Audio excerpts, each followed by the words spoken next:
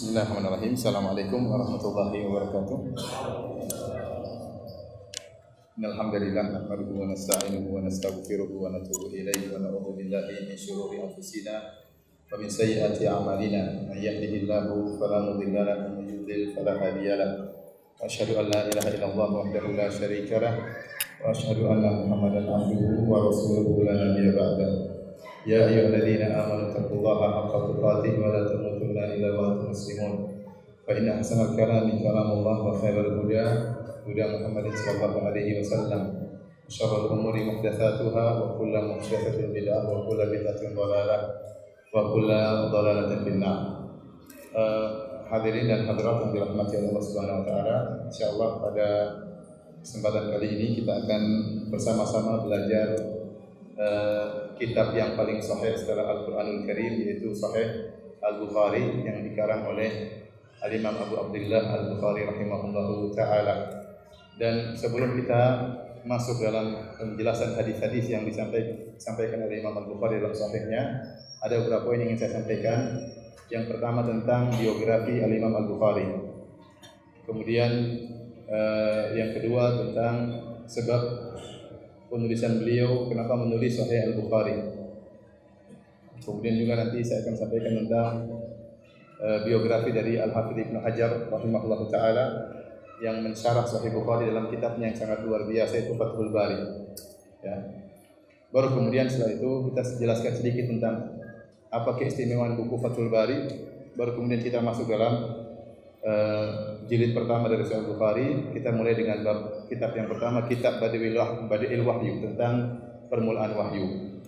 Pembahasan pertama kita akan bahas tentang biografi Al-Imam Al-Bukhari rahimahullahu taala.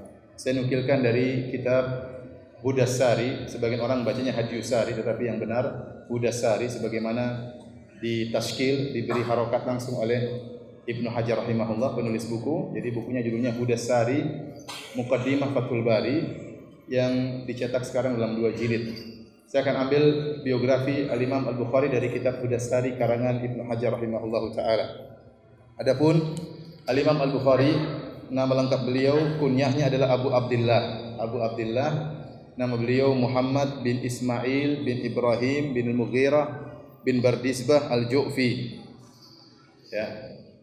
Bisa diulang? Bisa. Saya ulang lagi, saya juga belum hafal ya.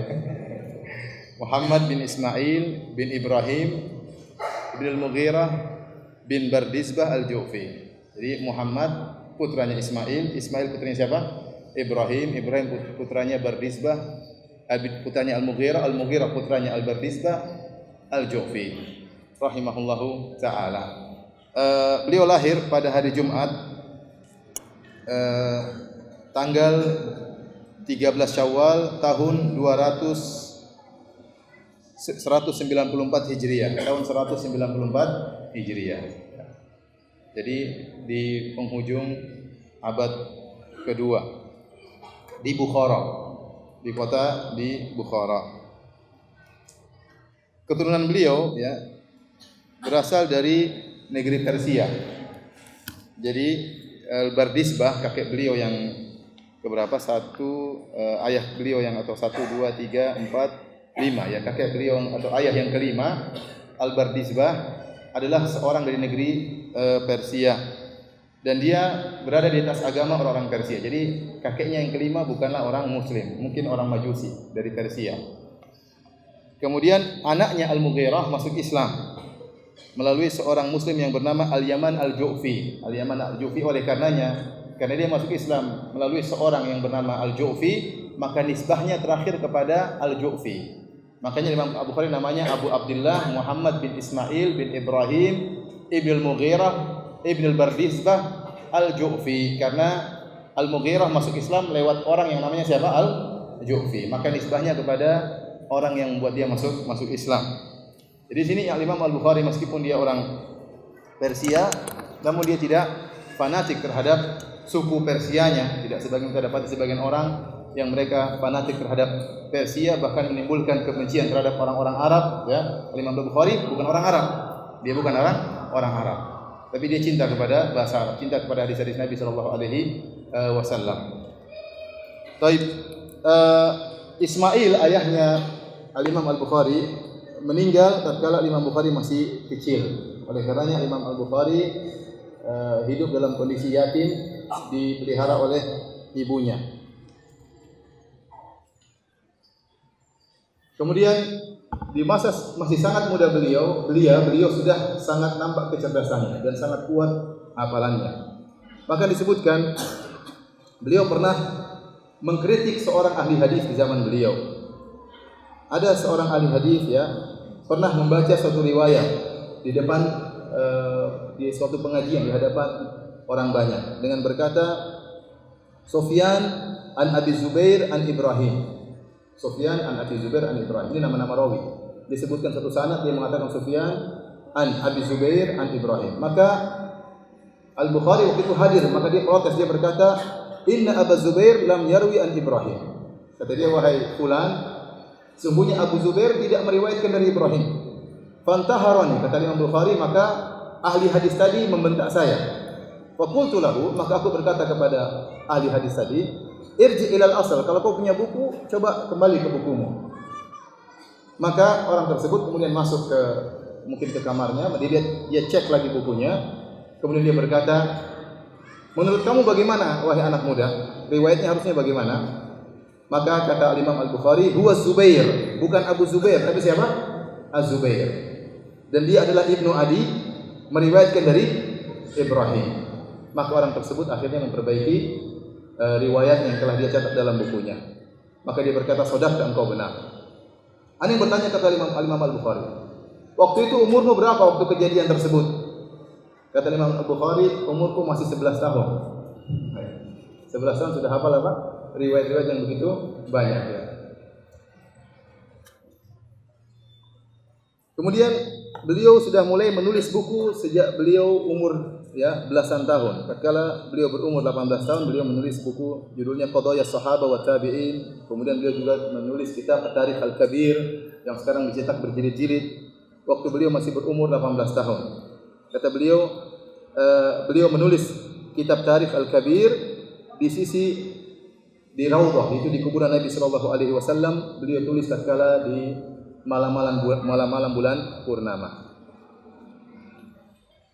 Kemudian juga dalam menuntut ilmu beliau rihlah dalam banyak tempat, ke negeri Syam, ke Mesir, Jazirah, ke Basrah, bahkan berulang-ulang ke Basrah 4 kali, ke Jazirah 2 kali. Kemudian tinggal di Mekah selama 6 tahun ya. Beliau seringkali masuk ke Kufah, ke Baghdad, semuanya dalam rangka untuk mencari riwayat-riwayat hadis. Dan luar biasa hafalan beliau. Hashid bin Ismail pernah bercerita, "Kana Al-Bukhari yakhtalifu ma'ana ila masyayikh al-Basrah wa huwa bulan." Kami bersama Al-Bukhari pergi ke guru-guru syekh-syekh di negeri Basrah. Waktu itu Bukhari masih sangat muda. Fala yaktubu hatta ala dzalika ayyam. Dan beliau selalu hadir dan tidak pernah nulis. Seperti kita hebat. Hadir enggak pernah nulis. Falumna ba'da 16 yauman. Setelah 16 hari enggak pernah nulis, kami pun mencela Al-Bukhari. Ini orang 16 hari ikut pengajian dengan riwayat hadatsana an fulan dari sahabat Rasulullah SAW bersabda. 16 hari itu sudah entah berapa banyak hadis yang dia dengar dan dia tidak pernah mencatat. Maka kami pun mencela Al-Bukhari. Al-Imam Al-Bukhari waktu dicela dia diam saja. Namun dicela terus akhirnya dia pun berkata, "Qad aksartum alayya." Kalian terlalu banyak mencelaku. Kata Imam Al-Bukhari, "Fa'ridu alayya ma katabtum." Kalau gitu apa yang sudah kalian catat sih 16 hari? Mana yang kalian catat? Semuanya mengeluarkan bukunya yang mereka telah catat selama 16 hari. Maka ternyata jumlah hadis selama 16 hari lebih dari 15.000 hadis. Lebih dari 15.000 hadis. Faqara'aha kullaha an dhahri qalbin. Maka Imam Al-Bukhari baca 15.000 hadis tadi dengan hafalannya. Jadi selama 16 hari tersebut beliau apa? Hafal. Luar biasa ya. Coba saya tanya deh, hafalannya kuat. Siapa nama Imam Al-Bukhari yang lengkap? Angkat tangan, saya kasih hadiah. Jangan lihat catatan. Coba berdiri. Lengkap. Jangan lihat catatan. Coba.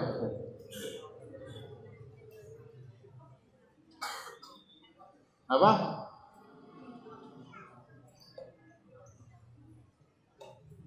Hampir benar tapi salah. Ya udah, hadiahnya nggak ada. Kita lanjut ya. Salah ya, kurang lengkap. Masya Allah, jazakallah khairan.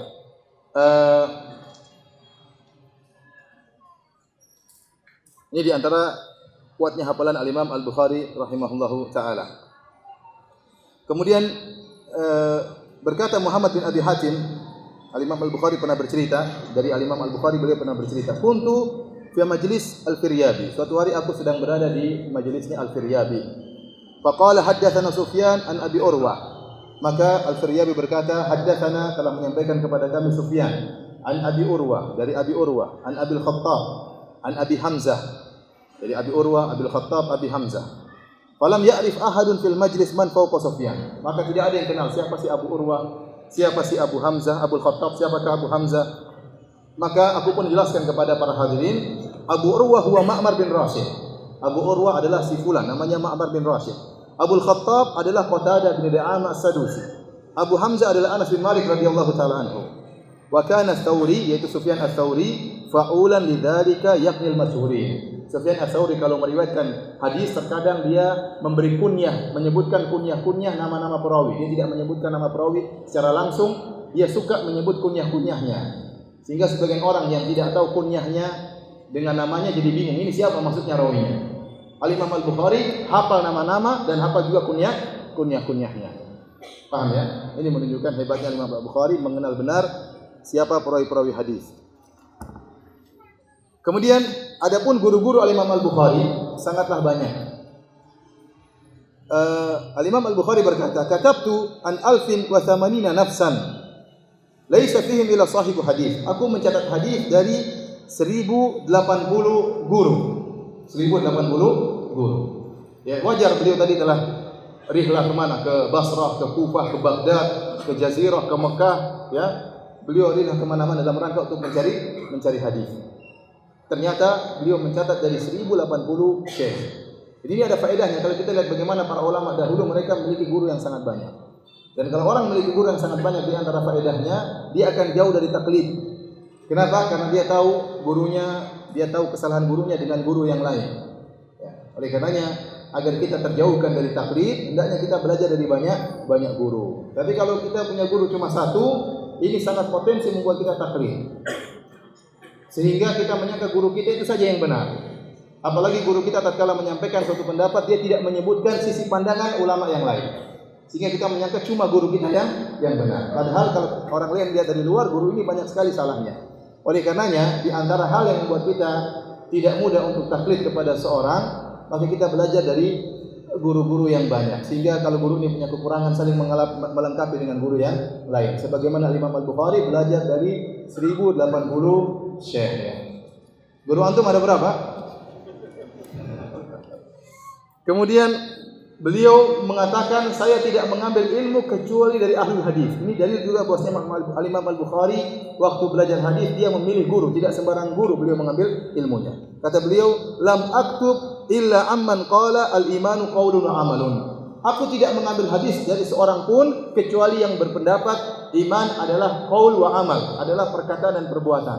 Artinya apa? Imam Al-Bukhari mengatakan aku tidak mengambil hadis dari orang-orang Murji'ah. Karena orang-orang Murji'ah mengatakan iman itu hanyalah ma fi qalb, yaitu hanyalah yang ada di hati. Ada yang lebih ringan dari mereka mengatakan al-iman adalah apa yang ada di hati, dan i'tiqadun wa qaulun. Hanya i'tiqad, keyakinan dan perkataan. Adapun amal bukan termasuk dari iman.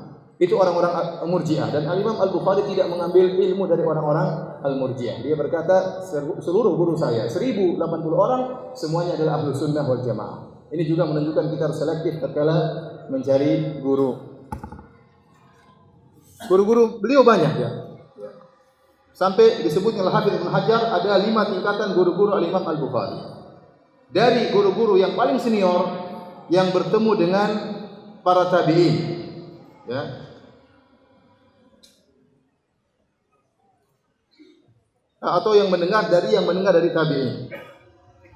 Mendengar dari tabi'in tetapi tidak meriwayatkan dari thiqat tabi'in. Ada guru kedua tidak bertemu dengan tabi'in. Kemudian tingkatan ketiga rufaqa'uhu fit talab. Kata Ibnu Hajar rahimahullah, di antara tingkatan guru beliau ada yang ternyata teman-temannya dalam menuntut ilmu.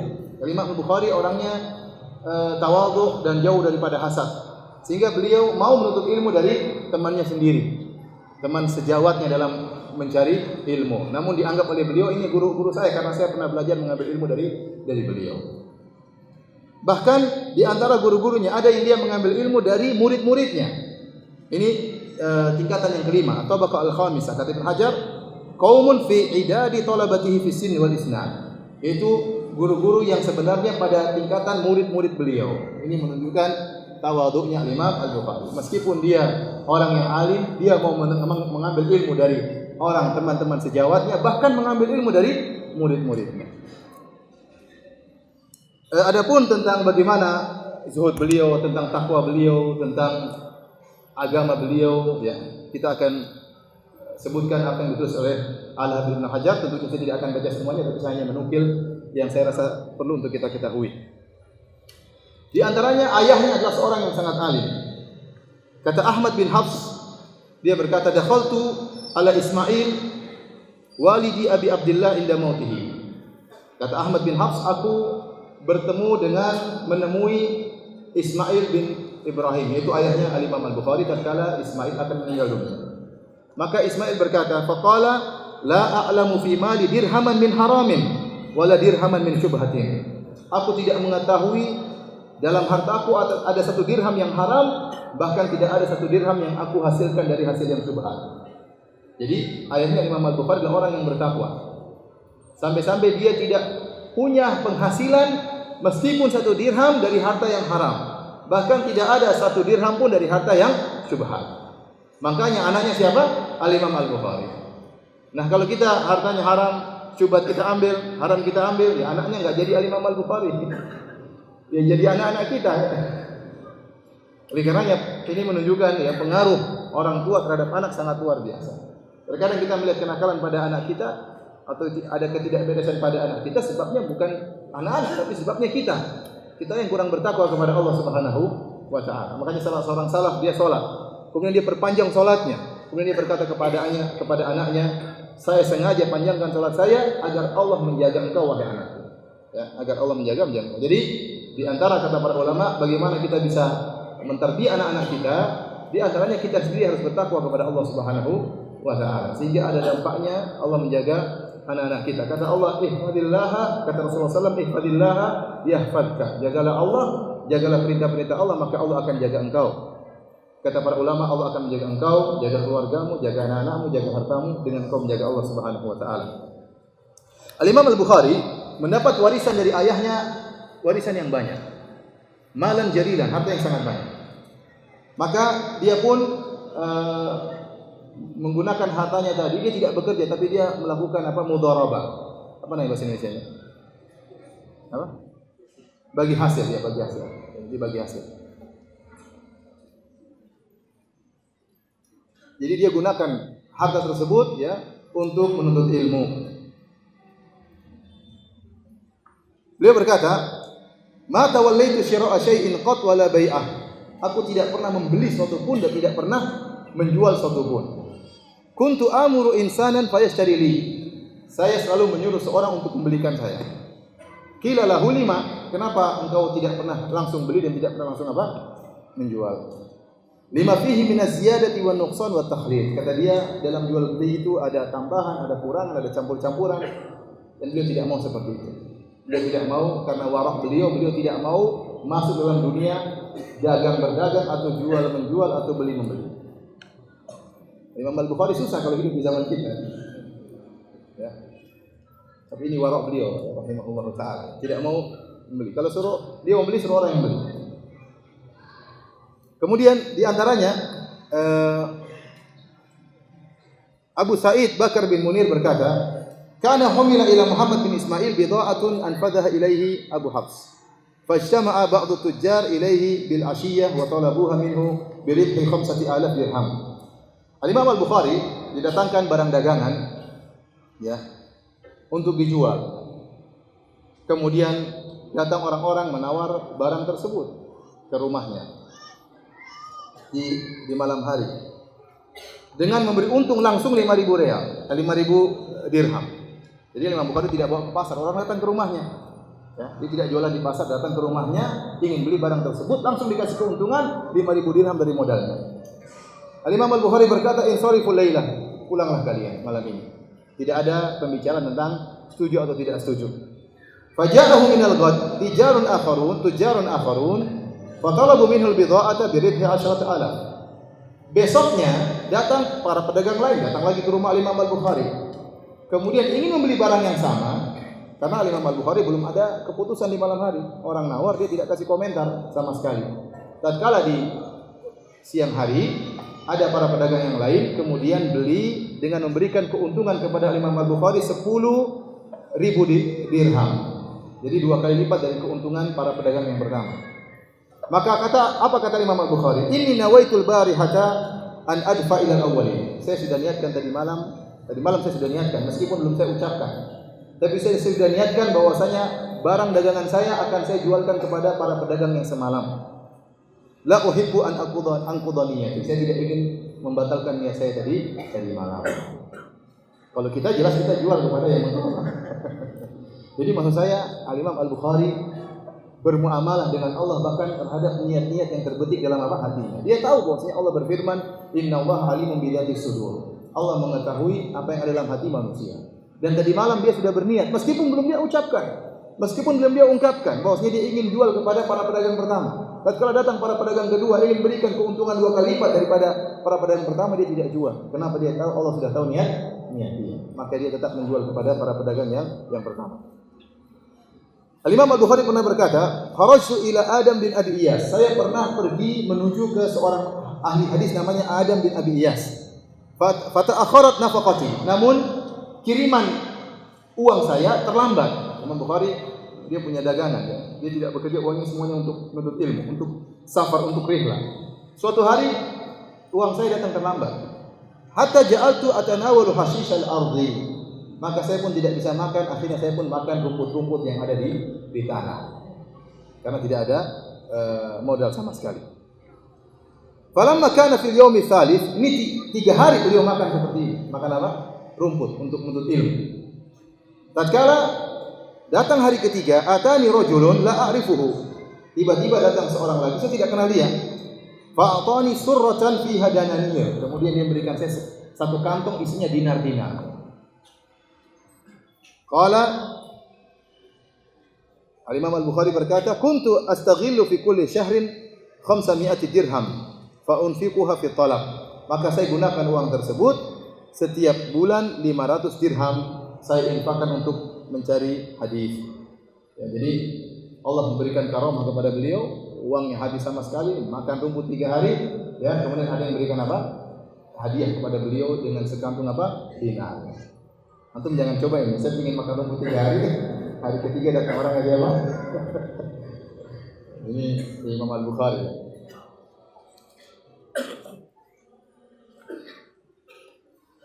Kemudian di antara waroknya beliau tidak pernah menggibah seorang pun. Kata beliau, "Maktabtu ahadan qad mundu alimtu anal ghibata haram." Saya tidak pernah menggibah seorang pun sejak saya tahu bahwasanya ghibah itu haram. Saya tidak pernah menggibah seorang pun sejak saya tahu ghibah itu haram. Suatu hari Al-Imam Al-Bukhari berkata kepada Abu Ma'syar Ad-Dharir. Kata Al-Imam Al-Bukhari kepada Abu Ma'syar Ad-Dharir, "Ij'alni fi hillin ya Abu Ma'syar." Wahai Abu Ma'syar, halalkanlah kesalahanku. Saya punya salah, saya minta dihalalkan. Faqala min ayyi syai'in? Maka Abu Ma'syar berkata, heran. Dia tidak merasa Imam Bukhari pernah punya salah sama dia. Maka dia berkata, min ayyi syai'in? Kau minta halal dari kesalahan apa wahai Al-Bukhari? Kata Imam Al-Bukhari, jadi Abu Ma'syar ini seperti muridnya. Dia berkata, rawaitu haditsan yauman. Suatu hari saya meriwayatkan suatu hadis. Fa nadartu ilaika wa qad u'jibta bihi. Waktu saya meriwayatkan hadis, saya lihat engkau kagum dengan hadis ini. Wa anta tuharriku ra'saka wa yadayk. Waktu kau kagum, kau goyang-goyangkan kepalamu. Mungkin kagum. Intinya menunjukkan apa? Kagum dengan hadis tersebut yang diriwayatkan oleh Imam Al-Bukhari. Mungkin dari sisi sanadnya, dari isi hadis tersebut. Fatabassamtu, maka saya pun senyum gara-gara lihat engkau menggerak-gerakkan kepalamu. min dzalik. Maka itu saya minta maaf. Coba, gara-gara pernah senyum lihat orang apa? Kagum. Al-Imam Al-Bukhari menganggap itu apa? Ghibah. Maka dia pun minta maaf kepada orang tersebut. Karena ghibah itu bukan cuma kata-kata, terkadang bisa diwakili dengan apa? Sikap, dengan senyuman, dengan ejekan, dengan mimik wajah dan yang lain. Ini menunjukkan waraknya Imam Al-Bukhari sampai cuma gara-gara sepele seperti itu dia minta maaf dan dia menganggap itu sebagai suatu ghibah. Oleh karenanya Imam Al-Bukhari jarang tatkala menyebutkan tentang para perawi, jarang dia mengatakan kadzab, wadha', kadzab artinya tukang pendusta, wadha' artinya tukang pemalsu hadis. Jarang beliau mengatakan demikian. Beliau seringnya berkata kadzabahu fulan, si fulan menyatakan dia pendusta. Dia menukil saja. Ya, dia mengatakan romahu fulan, si fulan ini perawi ini telah dituduh oleh si fulan, maksudnya dituduh sebagai pendusta. Ya, jadi Imam Al-Bukhari tatkala menyebutkan tentang mengkritik para perawi, dia mengkritik dengan lafal-lafal yang sangat halus. Tapi para ulama sudah paham. Al-Imam Al-Bukhari kalau mengkritik meskipun halus itu bahaya rawi ini. Paham? Tapi ada ulama yang kalau ngomong Masya Allah mutasyaddidin, kasar ya, kadzab, pendusta, dajjal, macam-macam ada. Imam Bukhari enggak, dia ngomongnya apa? Halus. Tapi para ulama sudah paham karena Imam Bukhari menjaga lisannya jangan sampai menggibah apa? Orang lain. Bahkan perawi-perawi bermasalah pun beliau sampaikan dengan cara yang sangat halus. Beliau berkata dalam riwayat yang lain, "Inni la arju an alqallaha wa la yuhasibuni anni iktabtu ahadan." Aku berharap bisa bertemu dengan Allah Subhanahu wa taala dan aku tidak dihisab aku pernah menggibah seorang pun. Kemudian mengenai ibadah Imam Al-Bukhari. Suatu hari kata Bakar bin Munir, suatu hari Imam Al-Bukhari data yaumin yusalli, sedang salat. Falasa'ahu az-zambur 17 marrah. Tiba-tiba datang lebah. Apakah Imam Al-Bukhari lagi salat di pinggir sarang lebah? Intinya datang lebah banyak. Mengentuk Imam Al-Bukhari, menyengat Imam Al-Bukhari sampai 17 kali disengat. Falamma qada salatahu, tatkala Imam Bukhari selesai dari salatnya, beliau berkata, "Unzuru, aish hadzal ladzi adani fi salati." Apa ini yang tadi mengganggu tatkala sedang salat? Fanadharu fa idza zambur qad warramahu fi 17 mawdi'an. Ternyata ada lebah yang mengentuk atau menyengat Imam Al-Bukhari sampai membuat bengkak di 17 tempat di tubuhnya. Walam yaqta' salatahu, namun dia tidak memutuskan salatnya. Ya. Kata beliau, kuntu fi ayatin ahbabtu an utimmaha. Saya sedang baca satu ayat, saya tidak ingin terputus di tengah-tengahnya. Maka beliau ingin menyelesaikan ayat tersebut meskipun harus dientuk dengan 17 ekor lebah. Ini menunjukkan ibadah beliau luar biasa. Sama seperti kisah sahabat Abbad bin Bishr radhiyallahu ta'ala anhu yang waktu sedang salat kemudian dipanah. Kemudian dilanjutkan lagi salatnya, kena panah kedua kali. Kemudian dilanjutkan lagi salatnya, kena panah 3 kali. Setelah itu baru kemudian dia berhenti salatnya. Ternyata badannya sudah berlumuran darah. Kena panah 3 anak panah di tubuhnya. Waktu ditanya, kenapa engkau tidak berhenti dari awal? Saya sedang baca surat, saya tidak ingin berhenti sebelum selesai surat tersebut.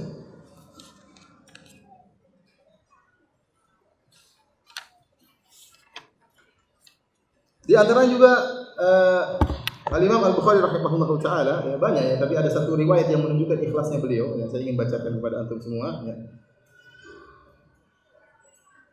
Dari Muhammad bin Mansur, beliau berkata, "Sami'tu abi yaqul," ayahku berkata, "Kunna fi majlisi Abi Abdillah Al-Bukhari." Suatu hari kami sedang di majelis Imam Al-Bukhari.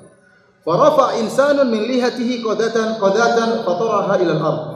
Maka ada seorang dari antara hadirin yang sedang menghadiri majelis Imam Al-Bukhari, dia mengambil kotoran di jenggotnya. Ada kotoran nyangkut di jenggotnya, kemudian dia buang di masjid, di tanah masjid. Qala fara'aitu Muhammad bin Ismail yanzuru ilaiha wa ilan nas.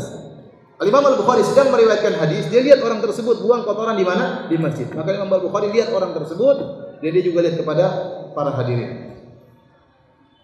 Setelah selesai majelis, falamma ghafala an-nas ra'aitu madda yadahu farafa'a al-qadata min al-ardi fa adkhalaha fi kummihi. Tatkala orang-orang sudah enggak ada yang perhatian, suruh orang semua sudah pergi, baru kemudian beliau mengambil kotoran tersebut kemudian dimasukkan dalam apa? Dalam kantongnya. Beliau tidak ingin ada kotoran di mana? Di masjid. Untuk mengambil kotoran ini saja, beliau tidak ingin ada yang apa? Yang lihat. Menunjukkan bagaimana beliau menyembunyikan apa? Amalan soleh beliau. Falamma kharaja minal masjid Ra'aitu akhrajaha fataraha 'ala al-ardi. Tatkala keluar dari masjid beliau buang kotoran tersebut. Karena membersihkan kotoran dari masjid amal soleh. Beliau tidak ingin ada yang melihat perbuatan beliau. Adapun pujian orang terhadap Imam Al-Bukhari sangatlah banyak, tentunya tidak ingin kita sebutkan. Nanti antum baca sendiri dalam kitab Hudasari karangan Ibnu Hajar rahimahullahu taala. Saya ingin menyebutkan satu kisah tentang hebatnya hafalan Imam Al-Bukhari yang disebutkan oleh Ibnu Hajar Al-Asqalani. Suatu hari Imam Al-Bukhari rahimahullahu taala datang ke kota Baghdad. Maka akhirnya para ahli hadis yang ada di kota Baghdad mendengar tentang kedatangan Imam Al-Bukhari. Maka mereka pun berkumpul. Mereka sudah dengar tentang hebatnya Imam Al-Bukhari. Maka mereka ingin memuji Imam Al-Bukhari. Lantas mereka sengaja mengumpulkan 100 hadis. 100 hadis tersebut ada matannya, ada sanadnya. Sanadnya itu an fulan dari fulan. Matannya maksudnya teks hadis. Maka mereka ingin memutarbalikan sanad dan hadis-hadis tersebut. Ada hadis 100. 100 hadis ini mereka siapkan bagi 10 orang. Setiap orang diberi 10 hadis. Orang pertama 10 hadis, orang kedua 10 hadis, orang ketiga 10 hadis, sampai orang ke-10 hadis ke-91 sampai hadis ke-100. Kemudian sanadnya dibolak-balik, matanya dibolak-balik.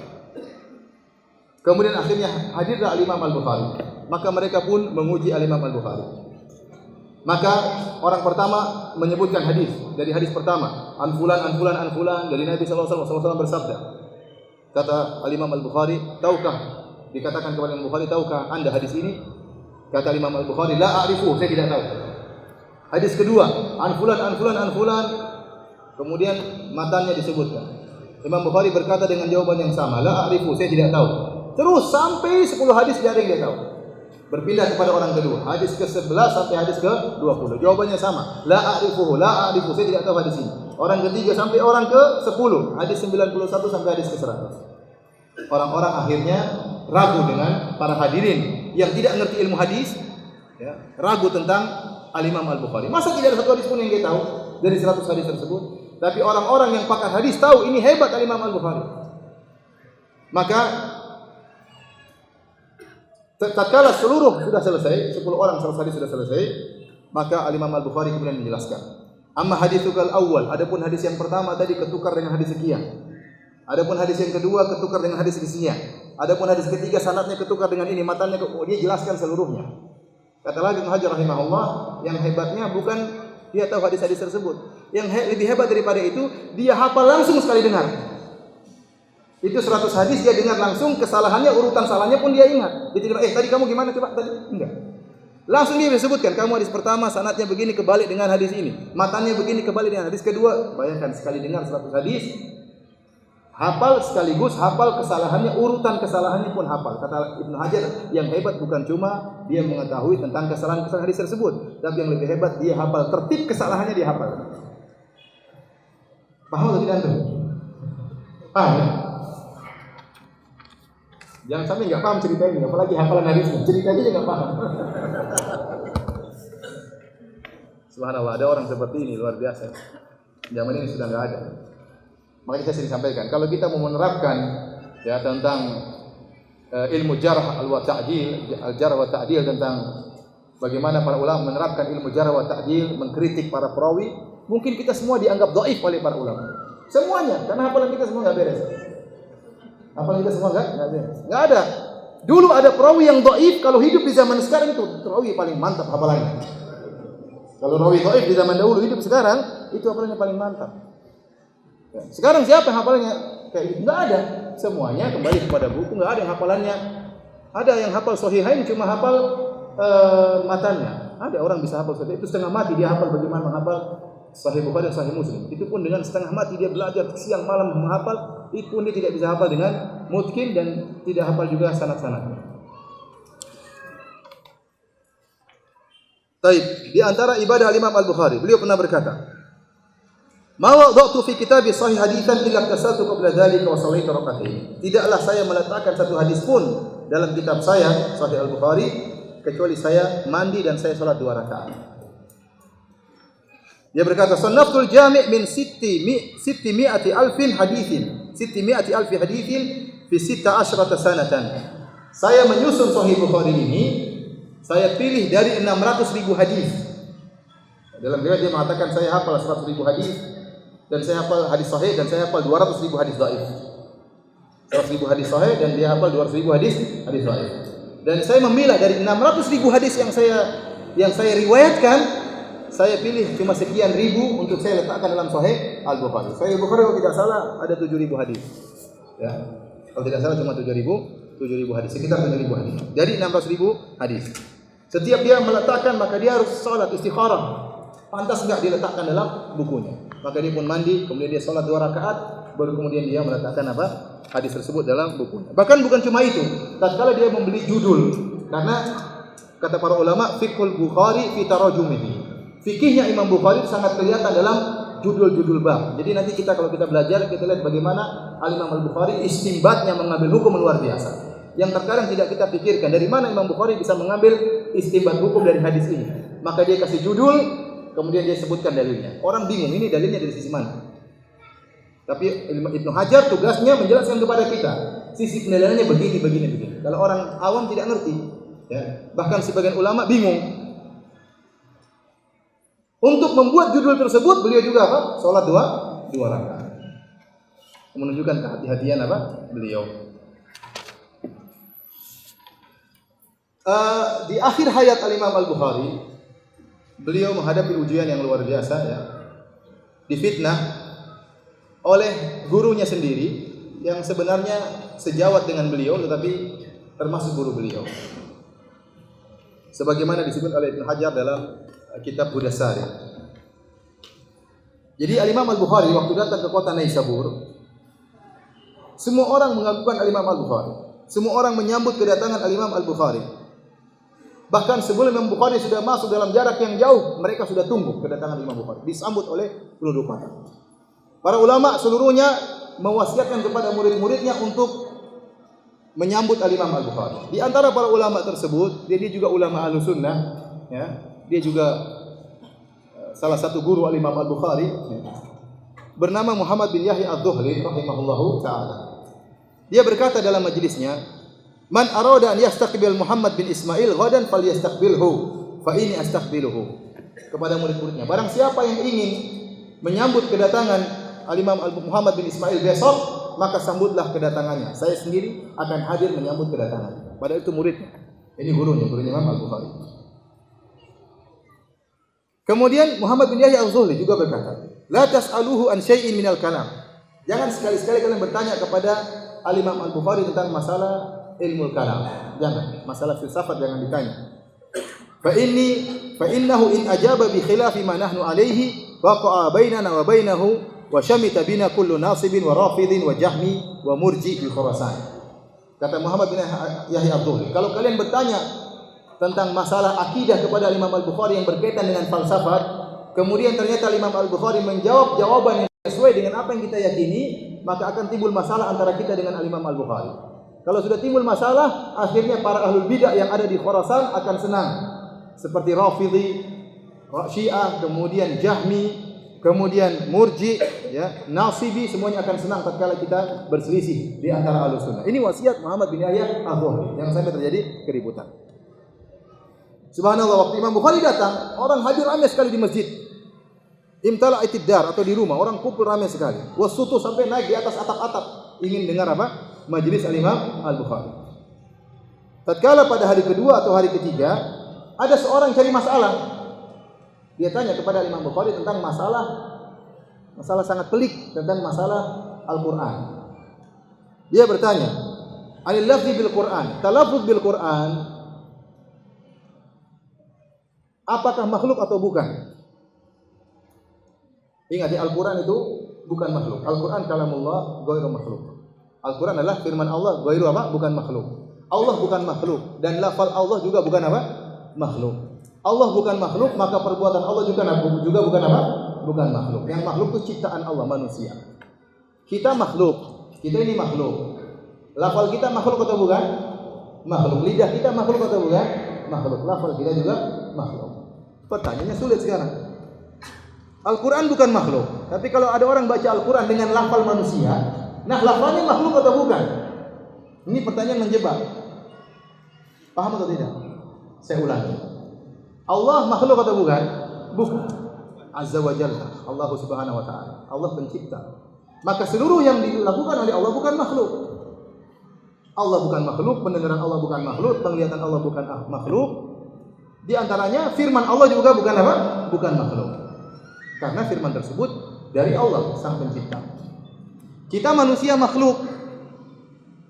Badan kita makhluk, lisan kita makhluk, suara kita juga makhluk tercipta ya. Penglihatan kita makhluk, pendengaran kita makhluk. Sekarang pertanyaan kepada Imam Bukhari, waktu saya baca Al-Qur'an, alif lam mim dzalikal kitabul la raiba fi, ya, dzalikal kitabul la raiba fi, itu makhluk atau bukan? Lafalnya ini, suaranya ini makhluk atau bukan? Maka Imam Al-Bukhari menjawab, af'aluna makhluqatun wa alfazuna min af'alina. Imam Al-Bukhari mengatakan perbuatan kita adalah makhluk, karena kita makhluk, seluruh perbuatan kita apa? Makhluk. Dan lafal kita termasuk dari perbuatan kita. Titik. Imam Bukhari menjawab dengan jawaban demikian. Saya ulangi jawaban Imam Bukhari, lafal kita, perbuatan kita adalah makhluk, dan lafal kita termasuk dari perbuatan kita. Akhirnya terjadi keributan. Disimpulkan oleh sebagian orang, Al-Imam Al-Bukhari mengatakan bahwasanya lafal dengan Al-Quran adalah makhluk. Padahal seharusnya menurut Ahlus Sunnah wal Jamaah, kalau kita ditanya seperti itu, kita harus perinci apa yang Anda maksudkan. Kalau Anda maksudkan suara, maka itu makhluk. Tapi kalau Anda maksudkan yang dilantunkan, alif lam mimnya, maka itu bukan makhluk, karena kita sedang melantunkan firman Allah Subhanahu wa taala. Sama seperti saya mengatakan, berkata Al-Imam Al-Bukhari, misalnya saya mengatakan Al-Imam Al-Bukhari berkata, ya, Sannaftul Jami' min sitti mi'ati alfi haditsin fi sittata asyrata sanata.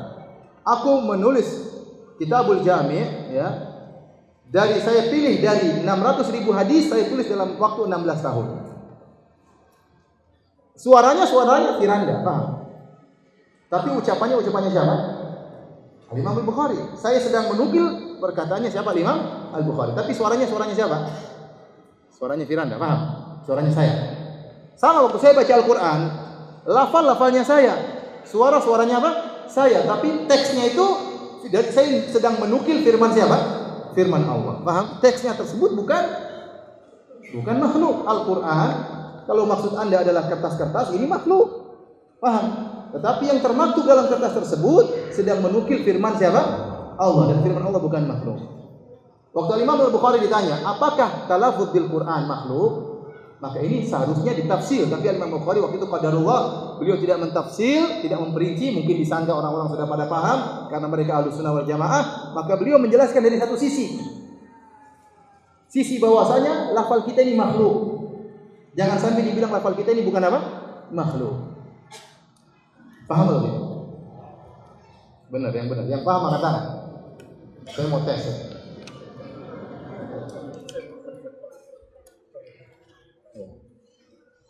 Akhirnya mulailah jadi keributan. Dikatakan Al-Imam Al-Bukhari berfatwa dengan fatwa yang sesat. Dia mengatakan lafzi bil Qur'ani makhluk, lafalku dalam Al-Qur'an, dalam melafalkan Al-Qur'an adalah makhluk. Maka kemudian terjadi keributan. Ada yang mengatakan, oh Imam Bukhari tidak maksudnya demikian. Terjadi debat di antara para pendengar. Akhirnya kata sebagian ulama, ya, sebagian dinukil oleh Al-Imam Ibnu Hajar, anna Muhammadan bin Ismail lama warada Naisabur wa ijtama'a an-nasu indahu, tatkala Imam Bukhari datang ke kota Naisabur dan orang-orang berkumpul kepadanya, hasadahu ba'du syuyukhil waqt. Ada sebagian syekh yang hasad kepada Imam Al-Bukhari. Kemudian menuduh Imam Bukhari mengatakan begini dan begini. Subhanallah, syekh ini yaitu Muhammad bin Al-Zuhri rahimahullah tidak langsung tabayun, tidak langsung cross check kepada Imam Al-Bukhari. Langsung dia sebarkan bahwa Imam Bukhari mengatakan demikian. Maka Imam Bukhari ditahdzir, disuruh ditinggalkan majelisnya.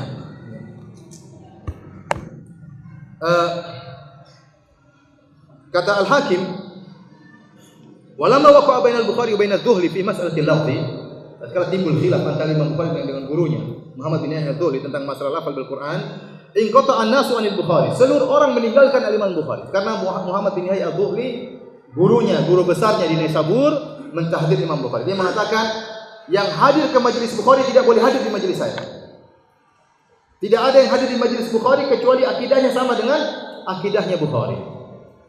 Akhirnya tidak ada yang hadir di majelis Imam Bukhari. Semuanya meninggal Imam Bukhari. Kecuali Imam Muslim dan Ahmad bin Salamah. Tahu Imam Muslim yang punya Sahih Muslim. Dia juga muridnya Imam Al-Bukhari. Dan juga Ahmad bin Salamah. Dua orang ini meninggalkan majelis Muhammad bin Yahya Az-Zuhli karena membela gurunya. Mereka membela siapa? Imam Al-Bukhari. Meskipun satu kata seluruhnya mentahdir Imam Bukhari. Itu bayangkan Imam Bukhari di atas kebenaran. Satu kata seluruhnya mentahdir dia.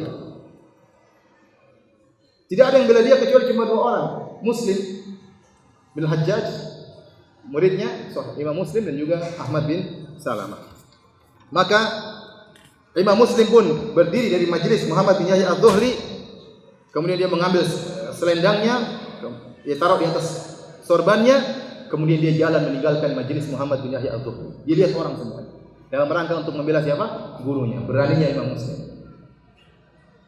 Kemudian dia mengumpulkan seluruh periwayatan dia dari Muhammad bin Yahya Az-Zuhli, kemudian dia kembalikan. Dia tidak meriwayatkan dalam Sahih Muslim. Oleh karenanya, Al-Imam Muslim dia tidak ikut-ikutan ribut antara kedua gurunya.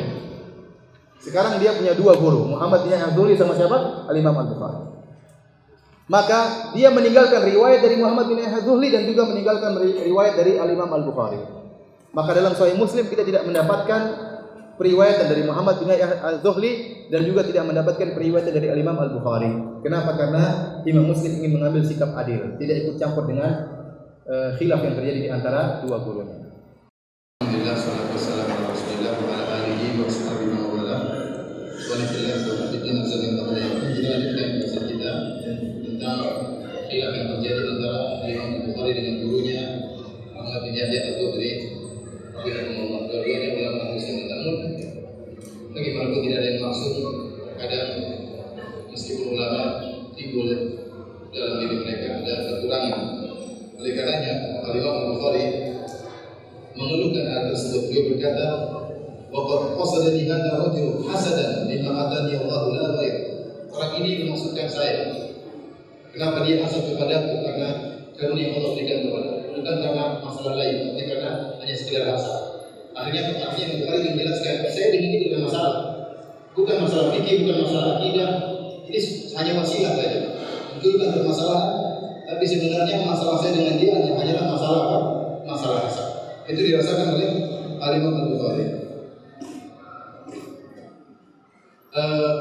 Kemudian Imam Al-Bukhari ditanya, ada yang datang ke beliau, kemudian cross check, kemudian beliau mengatakan melafalkan Al-Quran adalah makhluk.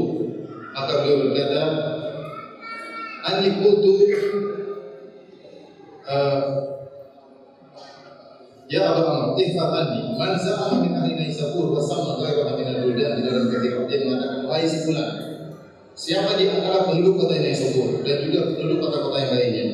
Disebutkan beberapa namanya, nama kota-kota. Mengatakan, "Anni qultu lafzi bil Qur'ani makhluk fa huwa kadzdzab." Yang menuduh aku berkata melafalkan Al-Quran adalah makhluk, maka dia telah berdusta. Fa inni lam aqulhu, sungguhnya aku tidak mengatakan demikian. Illa anni qultu af'alul ibad makhluqatun. Aku hanya mengatakan perbuatan hamba adalah makhluk. Oleh karena Imam Bukhari punya buku sudah dicetak dua jilid, judulnya Khalqu Af'alil Ibad, tentang penjelasan bahwasanya perbuatan makhluk adalah ciptaan Allah Subhanahu wa taala. Kita yang tidak mendalam masalah tidak bingung kenapa masalah begini saya dipeributkan. Dia tidak terkadang terkutip dalam hati kita, kenapa masalah ini dipeributkan? Ternyata ini masalah penting. Kita mengatakan Al-Quran itu makhluk itu bahaya. Dan inilah yang menjerumuskan sebagian, dan sering saya ulang dalam penyampaian saya. Ini yang menyebabkan terjerumusnya sebagian dai-dai pluralisme sehingga menafsirkan Al-Quran seenaknya mereka. Mereka mengatakan Al-Quran ini bukan firman Allah. Kenapa Allah tidak berbahasa? Allah bukan makhluk, tidak berbicara dengan bahasa apapun, tanpa suara, tanpa huruf. Terus kalau begitu Al-Quran itu ada hurufnya, ada bahasa Arabnya. Oh, itu bukan firman Allah, tapi itu terjemahan Muhammad mentransfer ide tokoh Allah Subhanahu wa taala atau perkataan yang semisal ini. Jadi ini termasuk dalam buku-buku mereka. Dan ini diambil dari akidahnya orang-orang Jahmiyah dan juga akidahnya orang Asy'ariyah, bahwasanya Allah berbicara tanpa suara, tanpa huruf, Sehingga akhirnya Al-Quran yang terjadi ini bukan firman Allah. Alif Lam Mim dzalika kitabun la raiba fihi al-Fatihah maliki yaumiddin, surat Al-Fatihah bukan firman Allah, tapi itu terjemahan Muhammad terhadap firman Allah Subhanahu wa taala.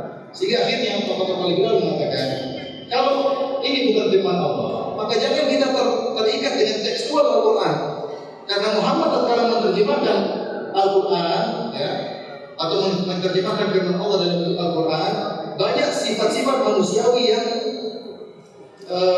berpengaruh kepada Muhammad. Contohnya dia adalah seorang manusia, contohnya dia adalah seorang Arab, contohnya dia tinggal di zaman dahulu, zaman yang agak primitif, ya, terikat dengan budaya yang ada tatkala zaman tersebut. Maka jangan kita tafsirkan Al-Quran dengan tekstual. Sehingga mereka punya namanya tafsir hermeneutika, tafsir kontekstual. Itu diantaranya dibangun dengan pendapat bahwasanya yang ini bukan firman Allah Subhanahu wa taala. Makanya Imam Al-Bukhari keras dalam masalah ini. Bahwasanya Al-Quran itu firman Allah. Lafal kita bukan apa? Bukan lafal kita makhluk. Tetapi Al-Qurannya adalah apa? Firman Allah Subhanahu wa taala. Akhirnya, tatkala Imam Al-Bukhari khawatir mereka akan berbuat buruk kepada Imam Al-Bukhari, maka beliau pun pulang ke Bukhara, meninggalkan kota Naisabur, dihajar, diboikot dari seluruh penduduknya. Tidak ada yang tadinya bayangkan kenapa berlaku dengan Imam Bukhari datang, orang sampai masih jauh, masih puluhan kilo, orang-orang sudah tunggu menunggu kedatangannya. Begitu dia datang, orang-orang sampai semua masjid full, sampai rumah-rumah dia datang tukang hadir ke pengajian dia. Tiba-tiba majelis kosong, tidak ada seorang pun yang datang ke pengajiannya. Sampai akhirnya kemudian beliau balik ke kota beliau Bukhara. Kemudian waktu di Bukhara pun timbul masalah. Beliau dipanggil, beliau mengadakan pengajian untuk masyarakat umum. Tiba-tiba amir atau raja di tempat tersebut panggil beliau untuk mengajar anak-anak sang raja atau sang gubernur. Maka Imam Bukhari menolak, dia tidak mau. Karena dia mengatakan saya tidak akan memuaskan ilmu buat sebagai orang sementara yang lain saya tinggalkan. Karena murid beliau banyak. Akhirnya beliau tidak memenuhi panggilan raja tersebut. Akhirnya tersebut kemudian marah kepada Imam Al-Bukhari sehingga kemudian menyusahkan Imam Al-Bukhari. Sampai akhirnya Imam Al-Bukhari berdoa di antara doanya, Allahumma qad tawat alayya al-ardu bima rahabat faqbidni ilaika. Ya Allah, dunia telah sempit bagiku, ya Allah, cabutkan nyawa. Tidak sampai sebulan kemudian Imam Bukhari meninggal dunia. Beliau meminta agar dicabut nyawanya oleh Allah Subhanahu wa taala.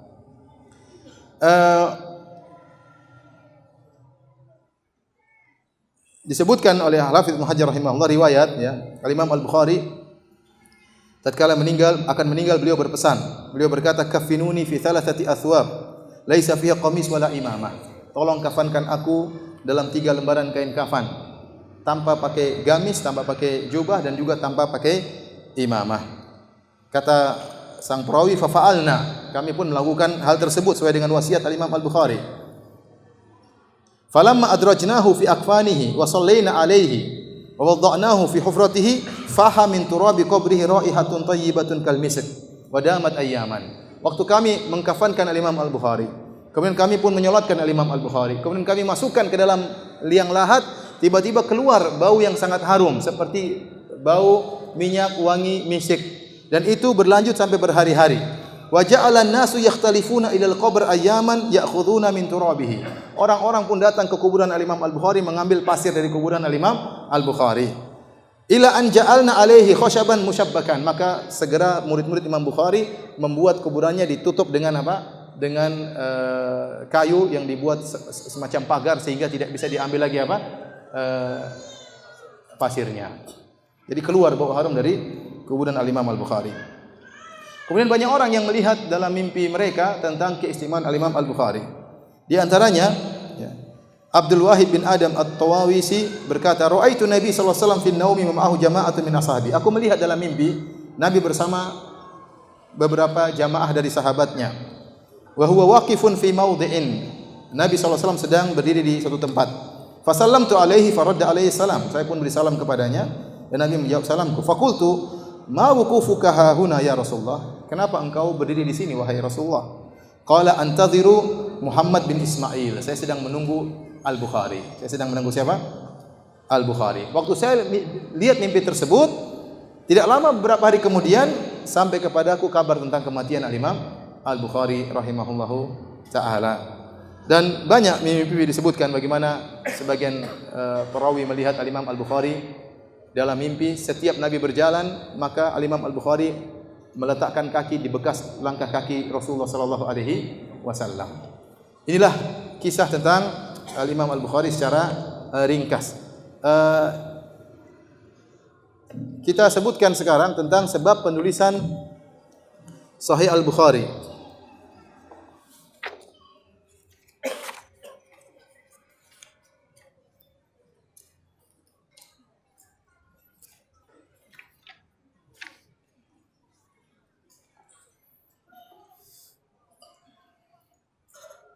Kita tahu bahwasanya di zaman Nabi SAW, para sahabat sebagian mereka menulis hadis-hadis tapi tidak mereka bukukan.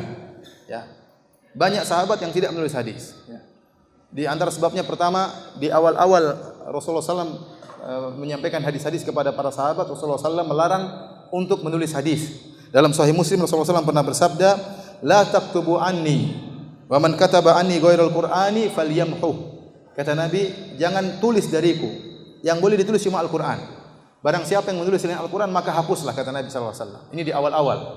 Karena Rasulullah SAW khawatir Al-Quran tercampur dengan apa? Dengan hadis. Maka Rasulullah SAW tidak boleh dicatat kecuali Al-Quran. Namun kemudian datang belakangan hadis-hadis, Rasulullah SAW membolehkan untuk menulis hadis-hadis Nabi SAW. Seperti Rasulullah SAW berkata, "Uktubu li Abi Syah." Tolong tulis buat Abi Syah, karena dia tidak pandai menulis. Maka para sahabat menulis hadis. Namun meskipun sebagian sahabat menulis hadis, namun tidak banyak mereka menulis hadis dan tidak mereka bukukan secara lengkap. Kenapa? Karena selain mereka jarang menulis, mereka sangat kuat hafalan mereka, sehingga mereka bersandar kepada hafalan mereka. Penulisan hadis datang belakangan. Bukan berarti hadis tidak ditulis, hadis ditulis. Banyak riwayat menunjukkan Rasulullah SAW sendiri menulis surat kepada para raja-raja. Rasulullah SAW juga menulis surat kepada sebagian sahabat. Para sahabat juga menyalurkan hadis, tapi tidak dibukukan. Pembukuan hadis datang belakangan, terutama pada waktu di awal abad ketiga. Mulai banyak penulisan dikumpulkannya, dikodifikasi hadis-hadis Nabi sallallahu alaihi wasallam. Kita tahu penulisan hadis-hadis banyak macamnya ya. Ada hadis-hadis yang, dan kebanyakan hadis-hadis mencampur adukan antara hadis-hadis yang sahih dan hadis-hadis yang dhaif. Seperti kutubus sittah selain Sahih Bukhari dan Sahih Muslim. Kalau ada istilah kutubus sittah, kitab yang 6, al-kutubus sittah, kitab yang 6 artinya secara bahasa, maksudnya Sahih Bukhari, Sahih Muslim, Sunan Abi Dawud, Sunan Tirmidzi, Sunan Nasai dan Sunan Ibnu Majah. Ini kutubus sittah. Apa saja? Sahih Bukhari, Sahih Muslim, Sunan Abi Dawud, Sunan Tirmidzi, Sunan Nasai dan Sunan Ibnu Majah. Sebagian ulama khilaf. Nomor 6 ini siapa? Ada yang mengatakan Muwatta Imam Malik, Al-Imam Malik. Ada yang mengatakan Ibnu Majah. Namun yang banyak dilakukan oleh jumhur ulama, yang ke-6 adalah Sunan Ibnu Majah. Sunan Ibnu Majah, Sunan Tirmidzi, Sunan Abi Dawud, Sunan Nasai ini mencampur adukan antara hadis sahih dan hadis dhaif. Ada hadis-hadis dhaifnya, ada hadis-hadis sahihnya, ada hadis-hadis hasan. Yang khusus hadis-hadis sahih adalah Sahih Bukhari dan Sahih Muslim. Demikian juga Musnad Imam Ahmad. Musnad Imam Ahmad juga mencampur adukan antara hadis-hadis yang sahih dan hadis-hadis yang dhaif. Dan hadis-hadis sahih banyak ya. Makanya diriwayatkan Imam Bukhari mengatakan, "Hafiztu, saya menghafal 100.000 hadis sahih."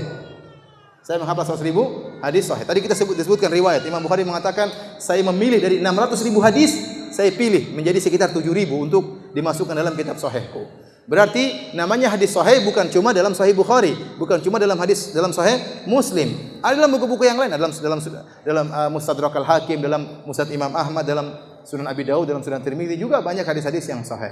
Tapi Al-Imam Al-Bukhari punya kriteria berat dalam penulisan Sahih Al-Bukhari. Ya, penulisannya kriterianya sangat ketat. Di antaranya kriteria beliau bahwasanya murid harus bertemu dengan guru. Murid harus bertemu dengan guru, tidak cukup hanya semasa. Maka tatkala ada periwayat an fulan dari fulan an fulan, harus dicek apakah fulan dan fulan ini pernah ketemu atau tidak. Kalau tidak pernah ketemu, hadisnya dianggap lemah oleh Al-Imam Al-Bukhari atau tidak sesuai dengan kriteria beliau. Al-Imam Muslim dalam sahihnya lebih ringan syaratnya. Selama si fulan perawi dan gurunya satu masa, apalagi satu kampung atau satu kota, ada kemungkinan untuk bertemu meskipun tidak ada dalil mereka pernah bertemu, tapi mungkin untuk bertemu, maka sudah dianggap bersambung sanadnya. Paham? Dari sisi ini, maka dikatakan Sahih Bukhari lebih kuat daripada Sahih Muslim. Kenapa? Di antara syarat Al-Imam Al-Bukhari, rawi harus pernah ketemu dengan siapa? Gurunya. Ya. Saya misalnya bisa jadi saya tidak ketemu dengan Syekh Fulan, tapi saya baca buku-bukunya dan mungkin saya ketemu dengan dia, tapi saya tidak ketemu. Ya, saya tidak, meskipun saya sezaman dengan dia. Banyak syekh-syekh di Arab Saudi saya tidak ketemu, tapi saya baca buku-bukunya. Meskipun saya mungkin ketemu dengan dia, tapi saya tidak ketemu. Al-Imam Bukhari mensyaratkan harus murid ketemu dengan guru, baru sah sanadnya menurut kriteria Imam Al-Bukhari. Dari sini para ulama mengatakan Sahih Al-Bukhari lebih kuat daripada Sahih Muslim. Adapun tatkala sebagian orang ulama Maghribah, ulama Maghrib, di antara mereka ada yang mengatakan Sahih Muslim lebih kuat daripada Sahih Bukhari. Itu dari satu sisi. Satu sisi maksudnya apa? Kalau kita buka Sahih Bukhari, ternyata Sahih Al-Bukhari tidak semua riwayat dalam sahihnya, dalam kitabnya itu sahih. Jadi ada namanya asal, ada mutabaat, ada hadis-hadis yang asal, yang ini yang sesuai dengan kriterianya. Terkadang Imam Al-Bukhari menyebutkan hadis-hadis mutabaat yang penguat, tapi bukan asalnya. Dia sebutkan riwayat-riwayat penguat dan itu tidak sesuai dengan kriterianya. Terkadang beliau menyebutkan hadis-hadis mu'allaq, nanti akan jelaskan. Mu'allaqat yaitu hadis-hadis sanadnya dihilangkan oleh Imam Bukhari, tahu-tahu langsung disebutkan rawi di atasnya. Ini terkadang ada yang sahih dan ada yang dhaif. Terkadang beliau menyebutkan perkataan para ulama salaf. Beda dengan Sahih Muslim. Sahih Muslim kalau buka semuanya sanadnya sahih. Tidak ada hadis-hadis mu'allaqat. Dari sisi sini kalau dikatakan Sahih Muslim dari awal sampai akhir semuanya sahih, maka benar. Adapun Imam Sahih Al-Bukhari, hadis-hadis yang sesuai dengan kriterianya itu sebagai asalnya, sebagai pokoknya, dan ada tambahan-tambahan dari beliau yang terkadang sanadnya apa? Lemah. Ya. Tapi kalau kita kembali kepada pokok hadis-hadisnya, maka kriterianya sangat ketat. Al-Imam Al-Bukhari rahimahullahu ta'ala suatu saat hadir di majelis gurunya, yaitu Ishaq bin Rahuyah. Kata Al-Imam Al-Bukhari, kunna inda Ishaq bin Rahuyah. Faqala, kami sedang berada di sisi Ishaq bin Rahuyah rahimahullahu ta'ala. Maka dia berkata, lau jama'tum kitaban mukhtasaran li sahihi sunnati Nabi sallallahu alaihi wasallam. Seandainya kalian wahai murid-muridku, kalian kumpulkan hadis-hadis sahih yang mukhtasar, yang ringkas. Ini ide gurunya, subhanallah. Cuma kasih ide. Kata Imam Bukhari, fa waqa'a dzalika fi qalbi. Ide gurunya tadi masuk di hatinya. Saya ingin bikin seperti itu gara-gara ide dari sang guru. Maka saya katakan Al-Imam Al-Bukhari mendapatkan pahala yang sangat banyak. Ishaq bin Rahuyah juga dapat apa? Pahala. Gara-gara punya apa? Punya ide. Jadi kalau antum punya ide sampaikan aja, meskipun bukan antum yang kerjakan. Jadi ini juga dapat pahala. Kenapa? Karena dia kasih ide dan kata Imam Al-Bukhari fa waqa'a dzalika fi qalbi. Hal tersebut, ide tersebut merasuk ke hatiku. Fa akhadhtu fi jam'i al-jami' as-sahih. Maka saya pun mengumpulkan Sahih Al-Bukhari. Dalam riwayat yang lain, Al-Imam Al-Bukhari pernah bermimpi. Dia berkata, "Ra'aitu Nabi sallallahu alaihi wasallam wa ka'annani waqifun baina yadayhi." Saya melihat dalam mimpi Rasulullah SAW seakan-akan berada di hadapanku. Wa biyadihi mirwahah, dan di tangannya ada semacam kipas. Adzubbu biha wa biyadi mirwahah, dan di tanganku kata Imam Bukhari seakan-akan ada kipas. Adzubbu biha anhu, dengan kipas tersebut aku membela atau menyingkirkan gangguan dari Nabi sallallahu alaihi wasallam. Fasa'altu ba'dal mu'abbirin, setelah itu saya bertanya kepada ahli tafsir mimpi. Faqala li, maka penafsir mimpi tersebut berkata, anta tadzubu anhul kadhiba. Kau akan membela Nabi dari kedustaan yang ditempelkan kepada Rasulullah sallallahu alaihi wasallam. Fa huwa alladhi hamalani ala ikhrajil jami' as-sahih. Mimpi ini juga memperkuat Al-Imam Al-Bukhari untuk menyusun Sahih Al-Bukhari. Jadi intinya Sahih Bukhari itu adalah kitab mukhtasar, kitab ringkasan. Makanya Rasulullah SAW mengatakan, saya ringkas dari, kata Al-Bukhari, saya ringkas dari 600.000 hadis. Saya ringkas dari 600.000 hadis menjadi sekitar 7.000 hadis dalam waktu 16 tahun.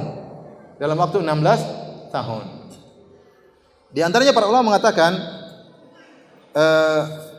judul Sahih Bukhari, Al-Jami'us Sahih Al-Musnad min hadithi Rasulullah sallallahu alaihi wasallam wa sunnatihi wa ayyamihi. Jadi nama lengkap Sahih Bukhari, kalau nama ringkasnya siapa? Sahih Al-Bukhari atau Al-Jami'us Sahih. Tapi kalau nama lengkapnya kata Ibnu Hajar, Al-Jami'us Sahih Al-Musnad min hadithi Rasulullah sallallahu alaihi wasallam wa sunanihi wa ayyamihi. Diulang. Al-Jami'us Sahih Al-Musnad apa? Min hadithi Rasulullah sallallahu alaihi wasallam wa sunanihi wa ayyamihi. Al-Aini dalam kitabnya Umdatul Qari mengatakan judul Sahih Bukhari Al-Musnadus Sahih Al-Mukhtasar. Ada tambahan Al-Mukhtasar, yaitu hadis-hadis sahih yang ringkas ya. Subhanallah, ringkasnya saja disyarah oleh Ibnu Hajar dalam kitab Fathul Bari selama 25 tahun. Kitab Fathul Bari itu ditulis Ibnu Hajar berapa tahun? 25 tahun.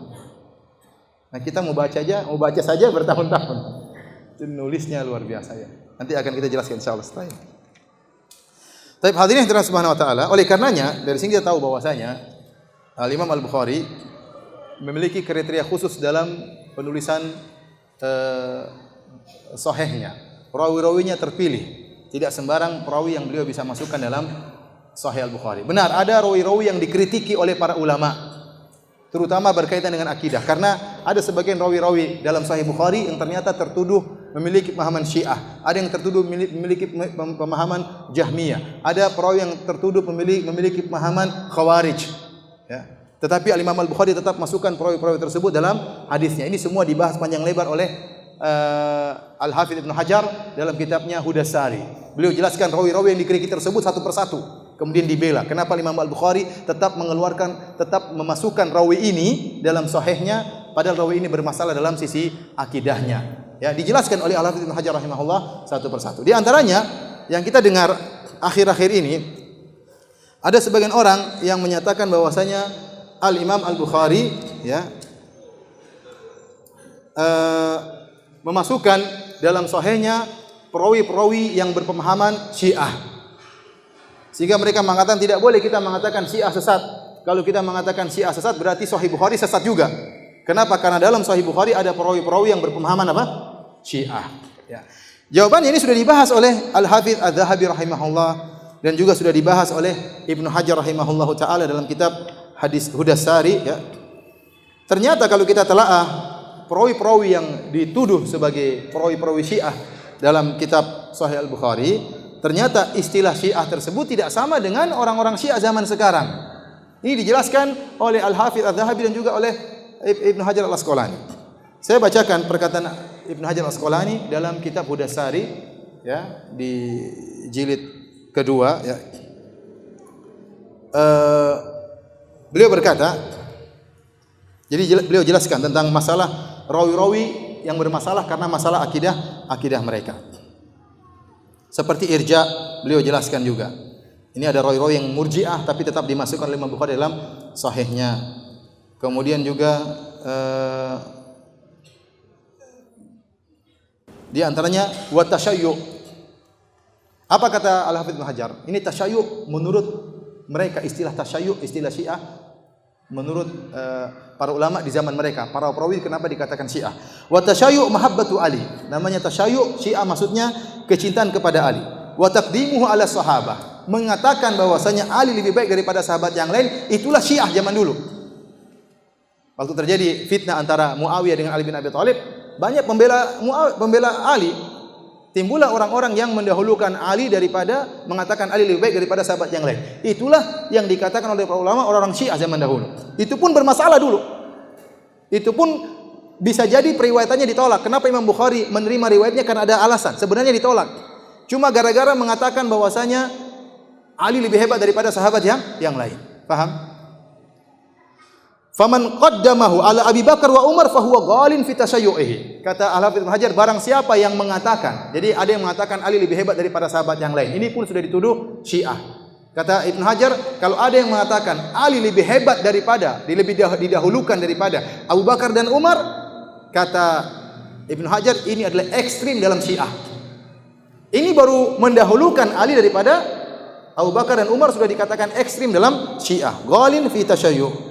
Wa yutlaqu alaihi rafidhi, dan orang yang dikatakan rafidah menurut istilah ulama dahulu.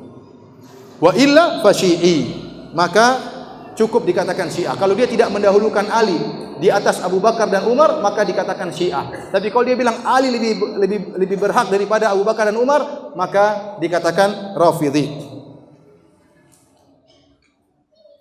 Fa in indhafa ila dzalika sabbu aw at-tasrih bil bughdhi, kalau ditambah dengan kebencian terhadap sahabat, maka dikatakan ghalin fir rafidhi, yaitu ekstrim dalam Rafidah. Ingat, inilah Syiah yang disebut oleh para ulama ya, perawi-rawi bermasalah yang ada dalam Sahih Bukhari. Ternyata Syiahnya bukan Syiah seperti zaman sekarang. Syiah zaman sekarang yang mengatakan Al-Qur'an tidak lengkap, ya, yang mengatakan bahwasanya Al-Qur'an sudah ada pengurangan, yang mengatakan Abu Bakar dan Umar di neraka jahanam. Tidak ada dulu Syiah-Syiah seperti ini. Ingat, Syiah yang mengatakan Ali lebih hebat daripada sahabat dulu bermasalah menurut para ahli hadis. Riwayatnya dipertanyakan untuk diterima. Bukan kemudian datang orang sekarang mengatakan tidak boleh kita mengatakan Syiah sesat. Kalau kita mengatakan Syiah sesat berarti Sahih Bukhari sesat. Ingat, Syiah yang sedang ada di zaman kita tidak sama dengan Syiah seperti istilah ulama di zaman dahulu. Saya sudah jelaskan perkataan Ibnu Hajar. Syiah zaman dahulu maksudnya apa? Cinta kepada Ali, membela Ali. Ali lebih hebat daripada para sahabat. Kalau yang parah, Ali lebih bagus, lebih utama daripada Abu Bakar dan Umar. Itu Syiah yang parah. Tidak sampai derajat sekarang. Al-Quran apa? Al-Quran tidak lengkap. Imam mengetahui ilmu gaib, bahwasanya Aisyah pezina, bahwasanya Abu Bakar di neraka, Umar di neraka, Umar lebih parah daripada Fir'aun dan macam-macam. Ini dari mana? Ini bukan, ini Syiah sekarang tidak disamakan dengan istilah para ahli hadis tatkala menilai para perawi. Saya contohkan di sini atau Ibnu Hajar sebutkan tentang seorang perawi yang dikatakan Rafidhi yang bernama Abbad bin Ya'qub Ar-Rawajini Al-Kufi.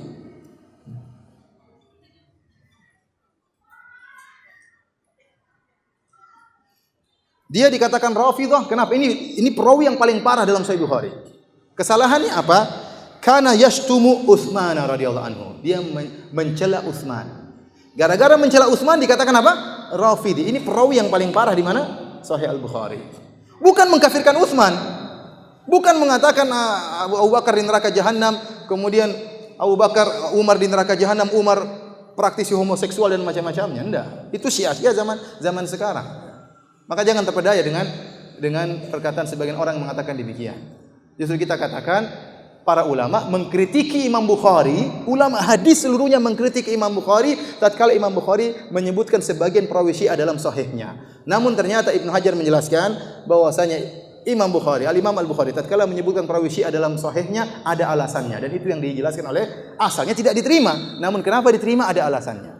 Dan ini menjelaskan para ulama sepakat untuk mencela perawi-perawi Syiah, bukan malah menyatakan perawi Syiah harus diterima. Ini pemahaman yang kebalik. Paham maksud saya? Baik, terakhir kita bahas tentang Al-Hafidz Ibnu Hajar rahimahullahu taala.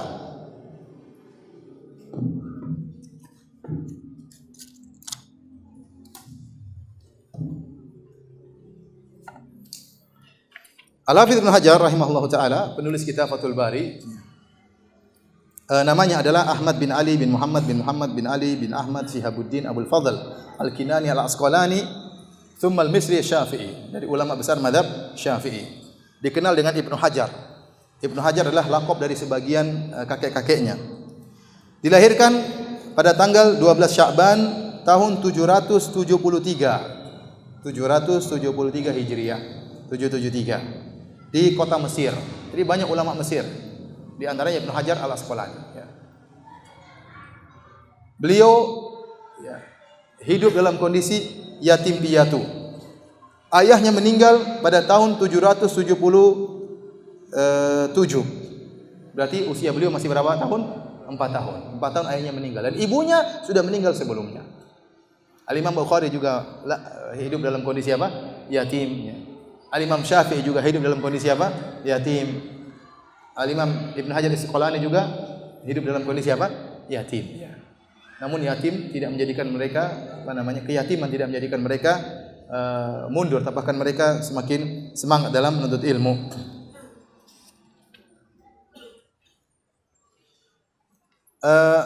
Beliau bercerita tentang diri beliau. Ya. Beliau mengatakan, Ibnu Hajar, ya, saya terjemahkan secara bebas, bahwasanya beliau tidaklah masuk dalam sekolah Al-Kutab, yaitu sekolah semacam pondok untuk anak-anak, kecuali tatkala umur beliau 5 tahun. 5 tahun sudah masuk apa? Pondok. Kemudian hafal Quran tatkala berumur 9 tahun. Kemudian mimpin salat tarawih tatkala umur 12 tahun. Mimpin salat tarawih tatkala umur 12 tahun, ya. Kemudian menghafal matan-matan, ya, yang ditulis oleh para ulama. Kemudian di antara guru-guru beliau seperti Al-Iraqi, Zainuddin Al-Iraqi. Beliau belajar di bawah bimbingan Zainuddin Al-Iraqi sekitar 10 tahun.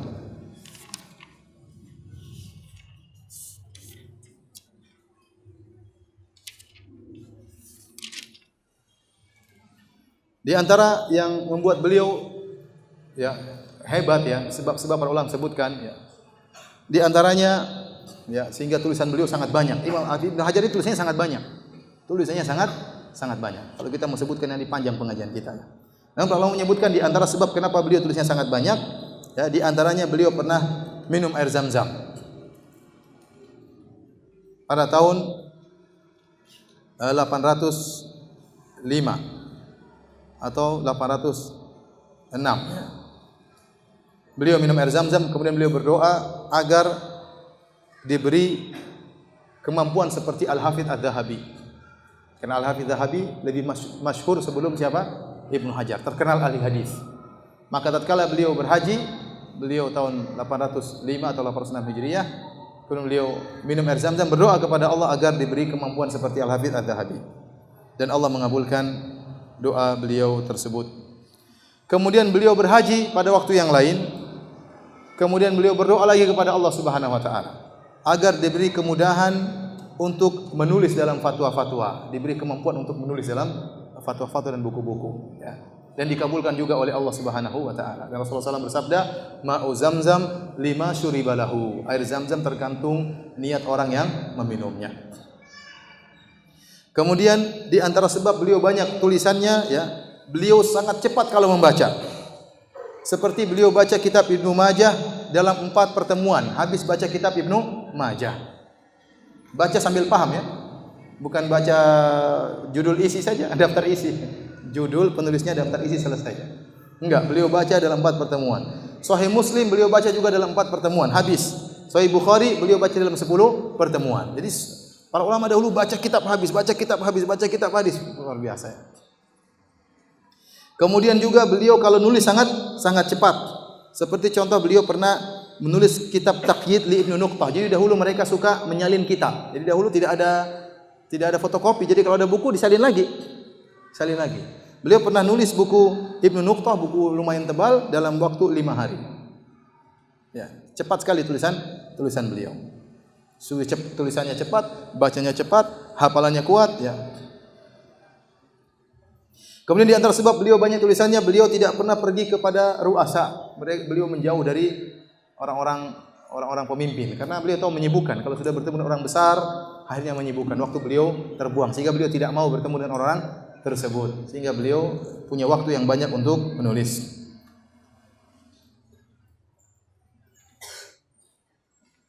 Kemudian di antara sebabnya juga beliau adalah orang yang tawadhu dalam menuntut ilmu. Beliau tidak malu untuk mengambil ilmu dari siapa saja.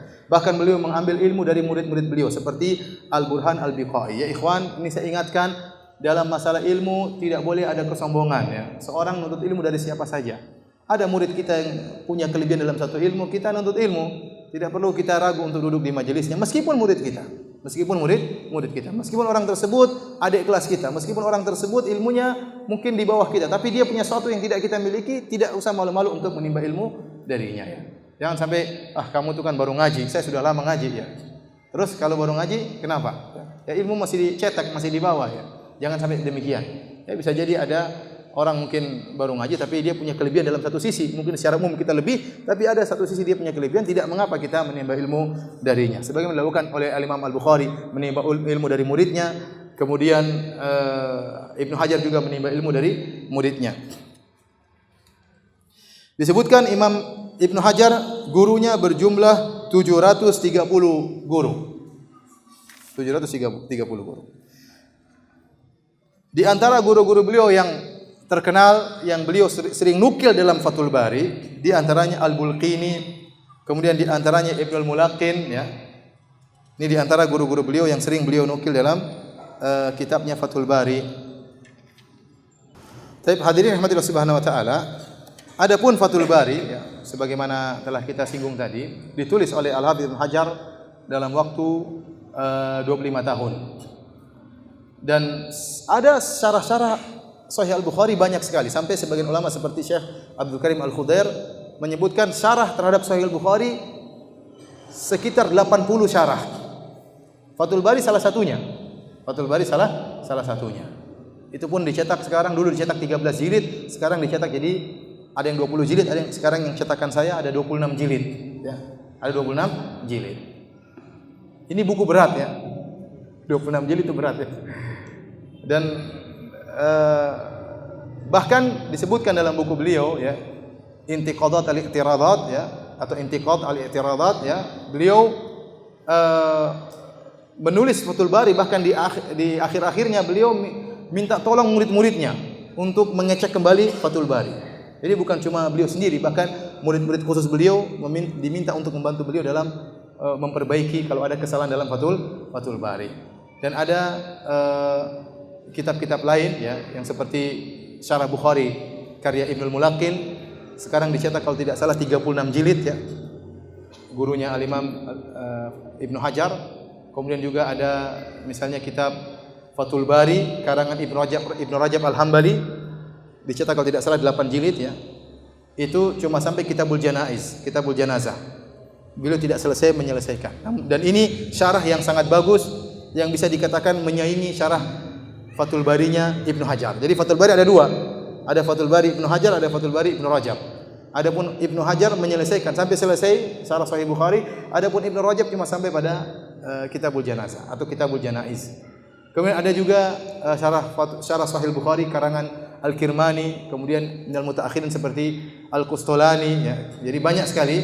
Ada syarah Al-Muhallab ya, ada syarah Ibnu Tin, ada syarah ulama-ulama yang lain ya. Sampai sekitar 80 syarah dari Sahih Al-Bukhari. Dan kita memilih Fathul Bari karena Fathul Bari sangat spesial dibandingkan dengan yang lainnya. Kita dapati sebagian syarah Bukhari saya sempat membaca sebagian syarah Sahih Bukhari selain Fathul Bari.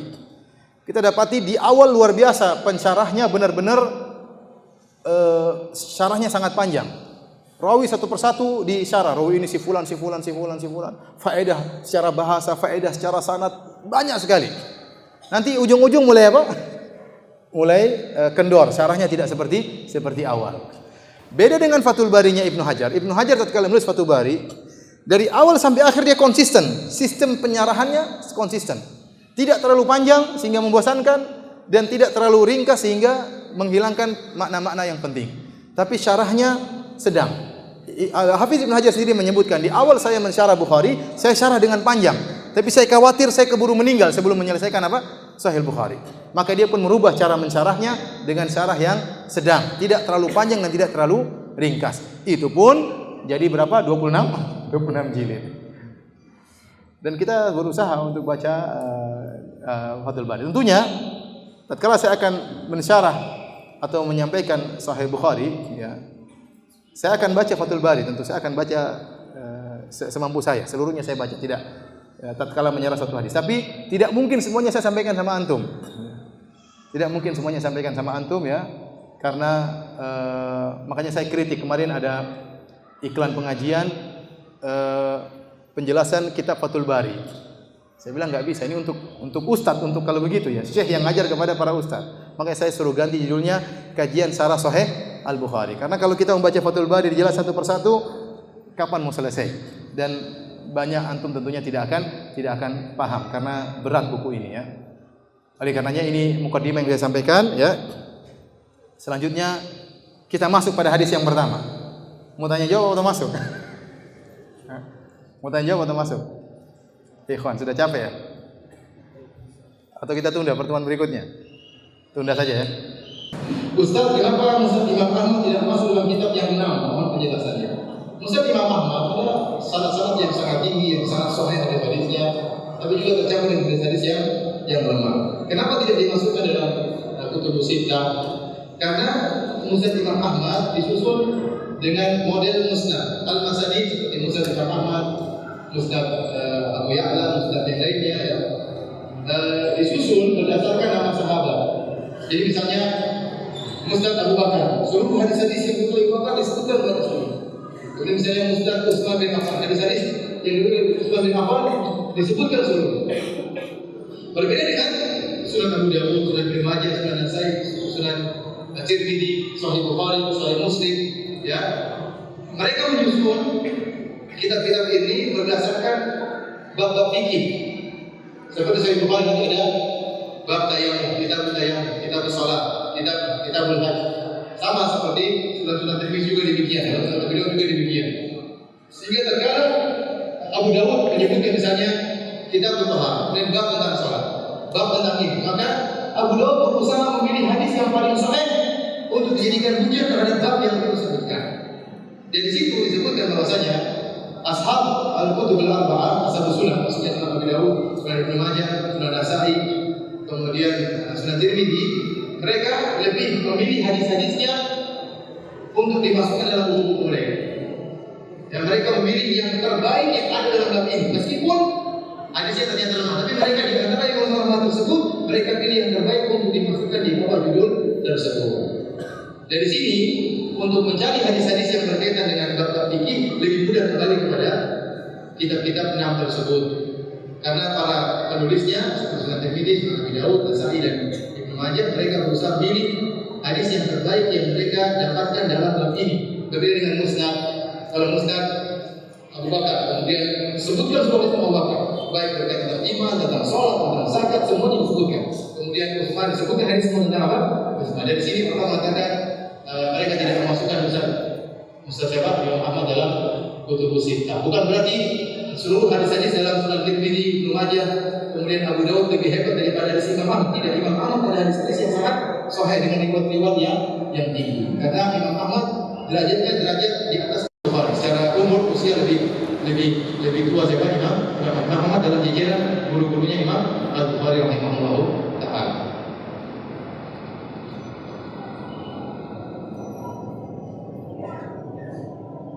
Ustaz, kiat-kiat agar bisa atau mudah menghafal dalam segala bentuk ilmu Ustaz, seperti mudahnya Imam Bukhari menghafal hadis. Saya juga tidak tahu. Jadi ini luar biasa ya. 16 hari tidak nyatat 15.000 hadis, kemudian dihafal dari antara hadis. Siapa yang bisa seperti itu? 16 aku sudah benar, tidak nyatat benar sudah benar. Tinggal hafal enggak kepada lagi. Imam Bukhari nggak nyatat 16 hari, nyatat hafal 15.000 hadis hafal semua. Tapi seorang ya bukan berarti dia patah semangat dari Imam Bukhari. Aduh, bagaimana? Jangan bermimpi jadi Imam Bukhari yang terlalu tinggi. Bermimpi jadi yang di bawahnya lah ya. Seperti Syekh ini masih mungkin pingin seperti Syekh, masih mungkin pingin seperti Ustaz. Jangan langsung saya pingin seperti Imam Bukhari. Ente mati di tengah jalan sebelum terlalu tinggi angan-angannya. Gimana mau jadi Imam Bukhari? Tiap hari murojaah Facebook. Gimana mau jadi Imam Bukhari? Murojaah Facebook ya, kemudian hafalan WhatsApp ya, hafalan.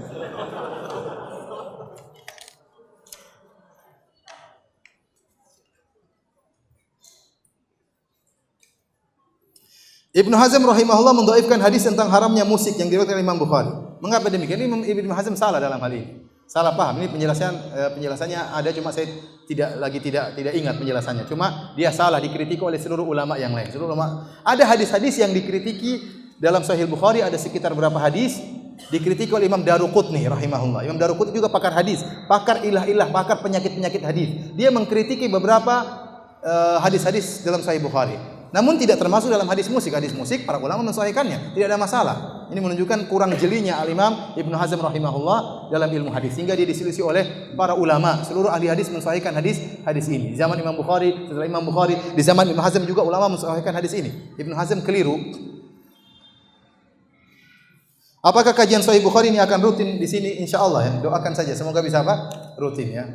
Tentunya mungkin kalau ada halangan ya mungkin kita libur, tapi insyaallah Selasa depan masih ada. Insyaallah Selasa depan masih ada. Selasa depannya lagi wallahu alam ya. Tapi Selasa depan insyaallah masih ada. Karena kita belum masuk dalam pembahasan. Nanti tatkala saya ingin lihat kemampuan memahami para ikhwan. Tadi memang agak masih tentang cerita Imam Bukhari, Ibnu Hajar dan yang lainnya. Nanti baru masuk pembahasan pertemuan depan, kita mulai dari hadis yang pertama. Saya ingin menyampaikan saya lihat. Kalau memang paham, nanti saya mungkin akan ngetes juga ya. Paham atau tidak ya. Kalau saya lihat kurang paham, saya turunkan level penjelasannya. Kalau saya lihat mantap, ya saya naikkan level pemahamannya. Tapi kalau saya lihat wajahnya hang semua, saya buyar. Enggak jadi. Kita lihat nanti minggu depan insyaallah ya. Saya akan berusaha menyampaikan penjelasannya tidak tinggi-tinggi ya. Menurut saya bisa dipahami oleh penduduk Jakarta Utara insyaallah.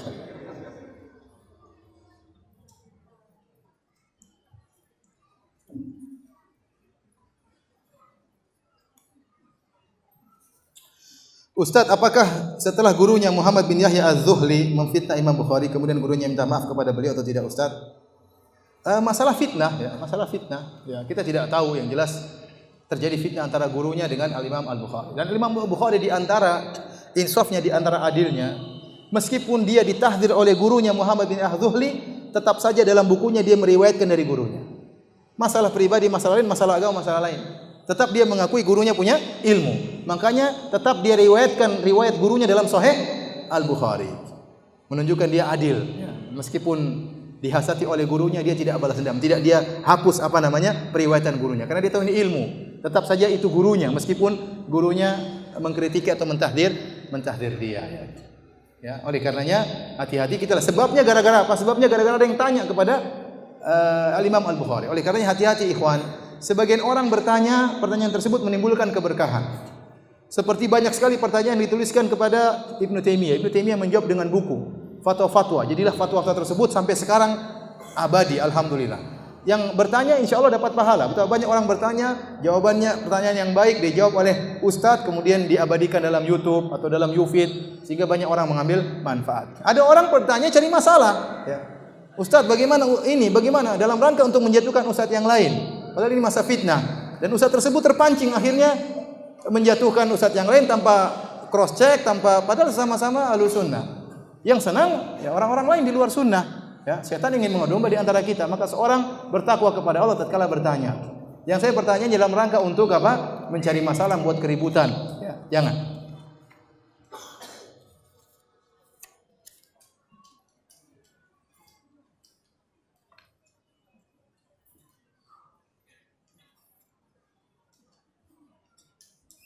Ini sama pertanyaannya. Adakah amalan khusus? Bagaimana caranya sehingga Imam Bukhari memiliki kemampuan? Ini orang-orang ingin praktis saja. Ingin praktis, hafalannya kuat gimana? Ya udah, ambil itu buku dibakar, kemudian taruh debunya diminum. Ingat jangan kentut ya. Kalau kentut hilang semua. Mau praktis gimana mau hafal? Ya hafal diulang-ulang. Enggak ada hafal. Mau hafal Quran cepat enggak ada. Orang hafal Quran bisa cepat tapi cepat hilang juga. Al-Quran itu cepat sekali hilang. Kalau mau hafalannya kuat diulang-ulang. Ada orang ingin praktis, sekali baca hafal enggak hilang-hilang. Ya enggak ada. Kecuali kayak Imam Al-Bukhari, memang Allah berikan kelebihan luar biasa. Bagaimana waraknya, bagaimana takwanya ya. Al-Imam Al-Bukhari rahimahullah, bagaimana takwanya kepada Allah berikan kelebihan.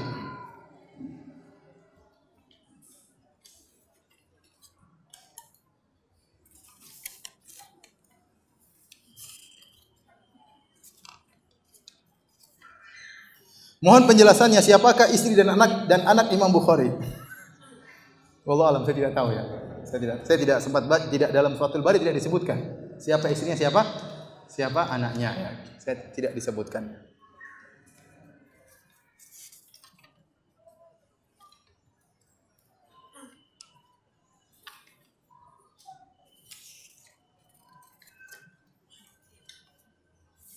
Pertanyaan saya, Ustaz, dari orang yang berkata bahwa Al-Quran itu adalah makhluk, apa yang menjadi dalil mereka dengan perkataannya? Dalilnya pakai logika yang diambil dari ilmu filsafat. Seperti logika mereka bahwasanya Allah adalah Tuhan. Tuhan tidak boleh sama dengan makhluk. Kalau Tuhan tidak boleh sama dengan makhluk, maka tidak boleh bicara dengan suara. Tidak boleh bicara dengan apa? Huruf. Kita bantah sekalian saja bilang jangan bicara. Paham? Antum bilang Tuhan supaya tidak sama dengan makhluk, Tuhan bicara tapi tidak boleh dengan huruf, tidak boleh dengan suara. Ya, itu masih sama dengan makhluk, sama-sama bisa bicara. Bilang aja Tuhan tidak bisa bicara dari awal. Paham maksud saya? Makanya kita bilang Tuhan bisa berbicara, Allah bisa berbicara. Justru kesempurnaan Tuhan itu bisa berbicara dengan apa yang Allah kehendaki, dengan bahasa yang Allah kehendaki, dengan tema apa yang Allah kehendaki, dengan siapa yang Allah kehendaki. Itu namanya sempurna dalam pembicaraan. Tetapi suara Tuhan tidak seperti suara makhluk. Makanya firman Tuhan tidak seperti firman manusia. Firman Allah Al-Quran mukjizat. Kata Allah, "Qul la in ijtama'atil insu wal jinnu ala ayatu bimithli hadzal Qur'an la ya'tuna bimithlihi walau kana ba'dhum li ba'dhin dhahira." Kata Allah, katakanlah seluruh jin dan manusia kumpul bersatu padu, datangkan seperti Al-Quran, mereka tidak bakalan mampu. Allah mencela Al-Walid ibn al-Mughirah tatkala dia mengatakan, "In hadza illa qaulul bashar." Sungguhnya Al-Quran adalah perkataan manusia. Dicela oleh Allah, kata Allah, "Sanuslihi saqar." Saya akan masukkan di dalam neraka saqar. Gara-gara bilang Al-Quran itu adalah ucapan manusia. Nah, apa bedanya yang mengatakan Al-Quran ini terjemahan Muhammad? Berarti ini lafal Muhammad. Nah, kalau Al-Quran itu lafal Muhammad, yang tulis Muhammad, maknanya dari Allah, hanya sekedar terjemahnya dari Muhammad, kata mereka Allah berbicara tanpa suara, tanpa huruf. Terus bagaimana Allah buat Muhammad paham? Kemudian setelah Muhammad sudah paham, maka Muhammad ungkapkan sallallahu alaihi wasallam ungkapkan dengan bahasa dia. Berarti Al-Quran bukan firman Allah dah. Berarti bahasa Muhammad. Nah, kalau bahasa Muhammad pasti bisa ditiru oleh orang kafir. Orang kafir juga hebat dalam bahasa Arab. Namun mereka tidak mampu karena ini bukan bahasa Muhammad, tapi bahasanya siapa? Allah Subhanahu wa taala. Oleh karenanya Allah mudahkan orang hafal Al-Quran. Kenapa? Firman Allah Subhanahu wa taala. Allah jaga Al-Quran tersebut, ya. Oleh karenanya malaikat Jibril setiap bulan Ramadan datang ngajari Muhammad Al-Quran. Kalau Al-Quran karangan Muhammad, lafalnya dari Muhammad, terjemah dari Muhammad, ngapain Jibril datang? Paham? Jibril datang karena itu firman Allah Subhanahu wa taala. Jadi dalil mereka mengatakan Al-Quran makhluk hanya sekedar logika. Logika dari mana? Dari buku-buku filsafat yang bukan dari Islam. Kenapa ente mempersyaratkan kalau Tuhan tidak boleh bisa bicara, tidak boleh ada suaranya? Dari mana dalilnya? Ya, kita bilang ada Tuhan tidak punya suaranya, maka Tuhan yang kurang namanya, Tuhan tidak sempurna. Kita bisa balik seperti itu. Oleh karenanya Imam Al-Bukhari dalam kitabnya Khalqu Af'alil Ibad menyebutkan Allah punya suara tapi suaranya tidak sama dengan suara makhluk. Dalam kitabnya Khalqu Af'alil Ibad.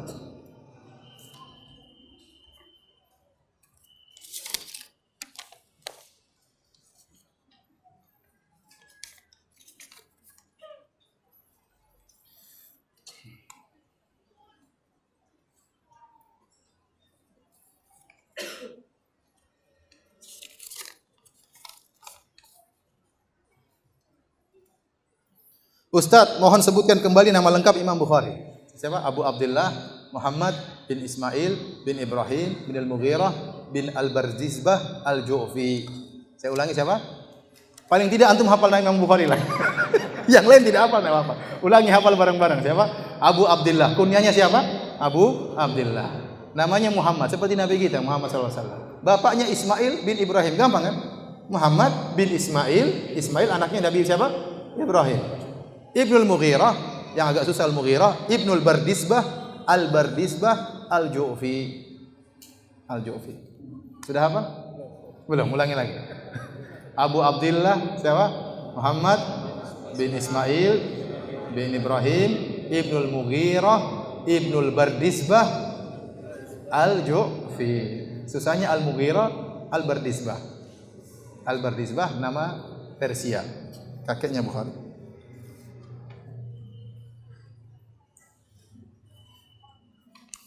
Ustaz, mohon diulang. Ayah Imam Bukhari tidak pernah mengambil harta dari yang saya ketinggalan catat. Ya. Nanti lihat di YouTube ya. Jadi kata Imam Bukhari, saya tidak pernah punya dirham yang haram dan juga tidak ada dirham yang apa? Yang syubhat. Seluruhnya halal.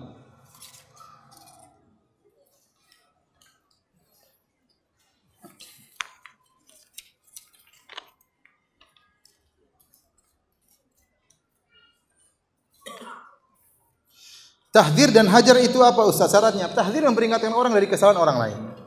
Apakah berlaku sampai sekarang? Masih berlaku sampai sekarang. Tapi tentu ada syarat-syaratnya karena penyimpangan terus ada sampai sekarang. Pemahaman-pemahaman yang sesat terus ada. Tapi jangan melebar masalah tahdzir memperingatkan sampai sesama ahlu sunnah pun saling apa? Menjatuhkan. Sesama ustadz ahlu sunnah pun saling menjatuhkan. Ini berlebihan. Kadarnya berlebihan. Kita memperingatkan yang jelas-jelas salah, kita peringatkan. Adapun saudara-saudara kita yang bermanhaj Ahlussunnah, kalau salah bukan kita nasihati, datangi dia, nasihati, bukan kita jatuhkan begitu saja. Kalau begitu caranya tidak ada yang selamat. Saya pun tidak selamat, saya pun tidak ada yang selamat. Setiap kesalahan kemudian dibuang orang tersebut, tidak boleh mengambil ilmu darinya, maka tidak ada yang selamat. Siapa yang selamat? Tidak ada yang selamat.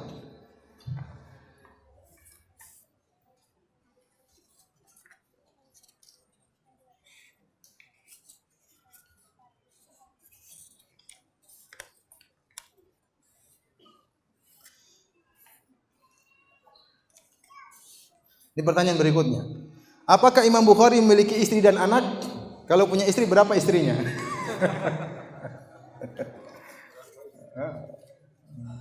Enggak usah Rasul, enggak usah siapa? Imam Bukhari yang lain, para sahabat juga ya, istrinya lebih dari satu.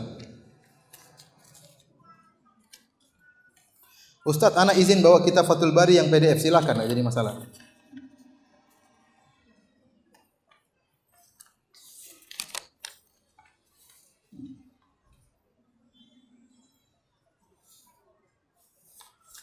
Demikian para hadirin hadirat yang dirahmati Allah Subhanahu wa taala. Mohon maaf ada beberapa pertanyaan tidak mampu saya jawab karena keterbatasan ilmu. Insyaallah kita bertemu kembali Selasa depan dengan izin Allah Subhanahu wa taala. Kita masuk dalam hadis yang pertama dalam kitab Badail Wahyi tentang hadis innamal a'malu binniyat. Wabillahi taufiq wal hidayah. Assalamualaikum warahmatullahi wabarakatuh. Subhanallah.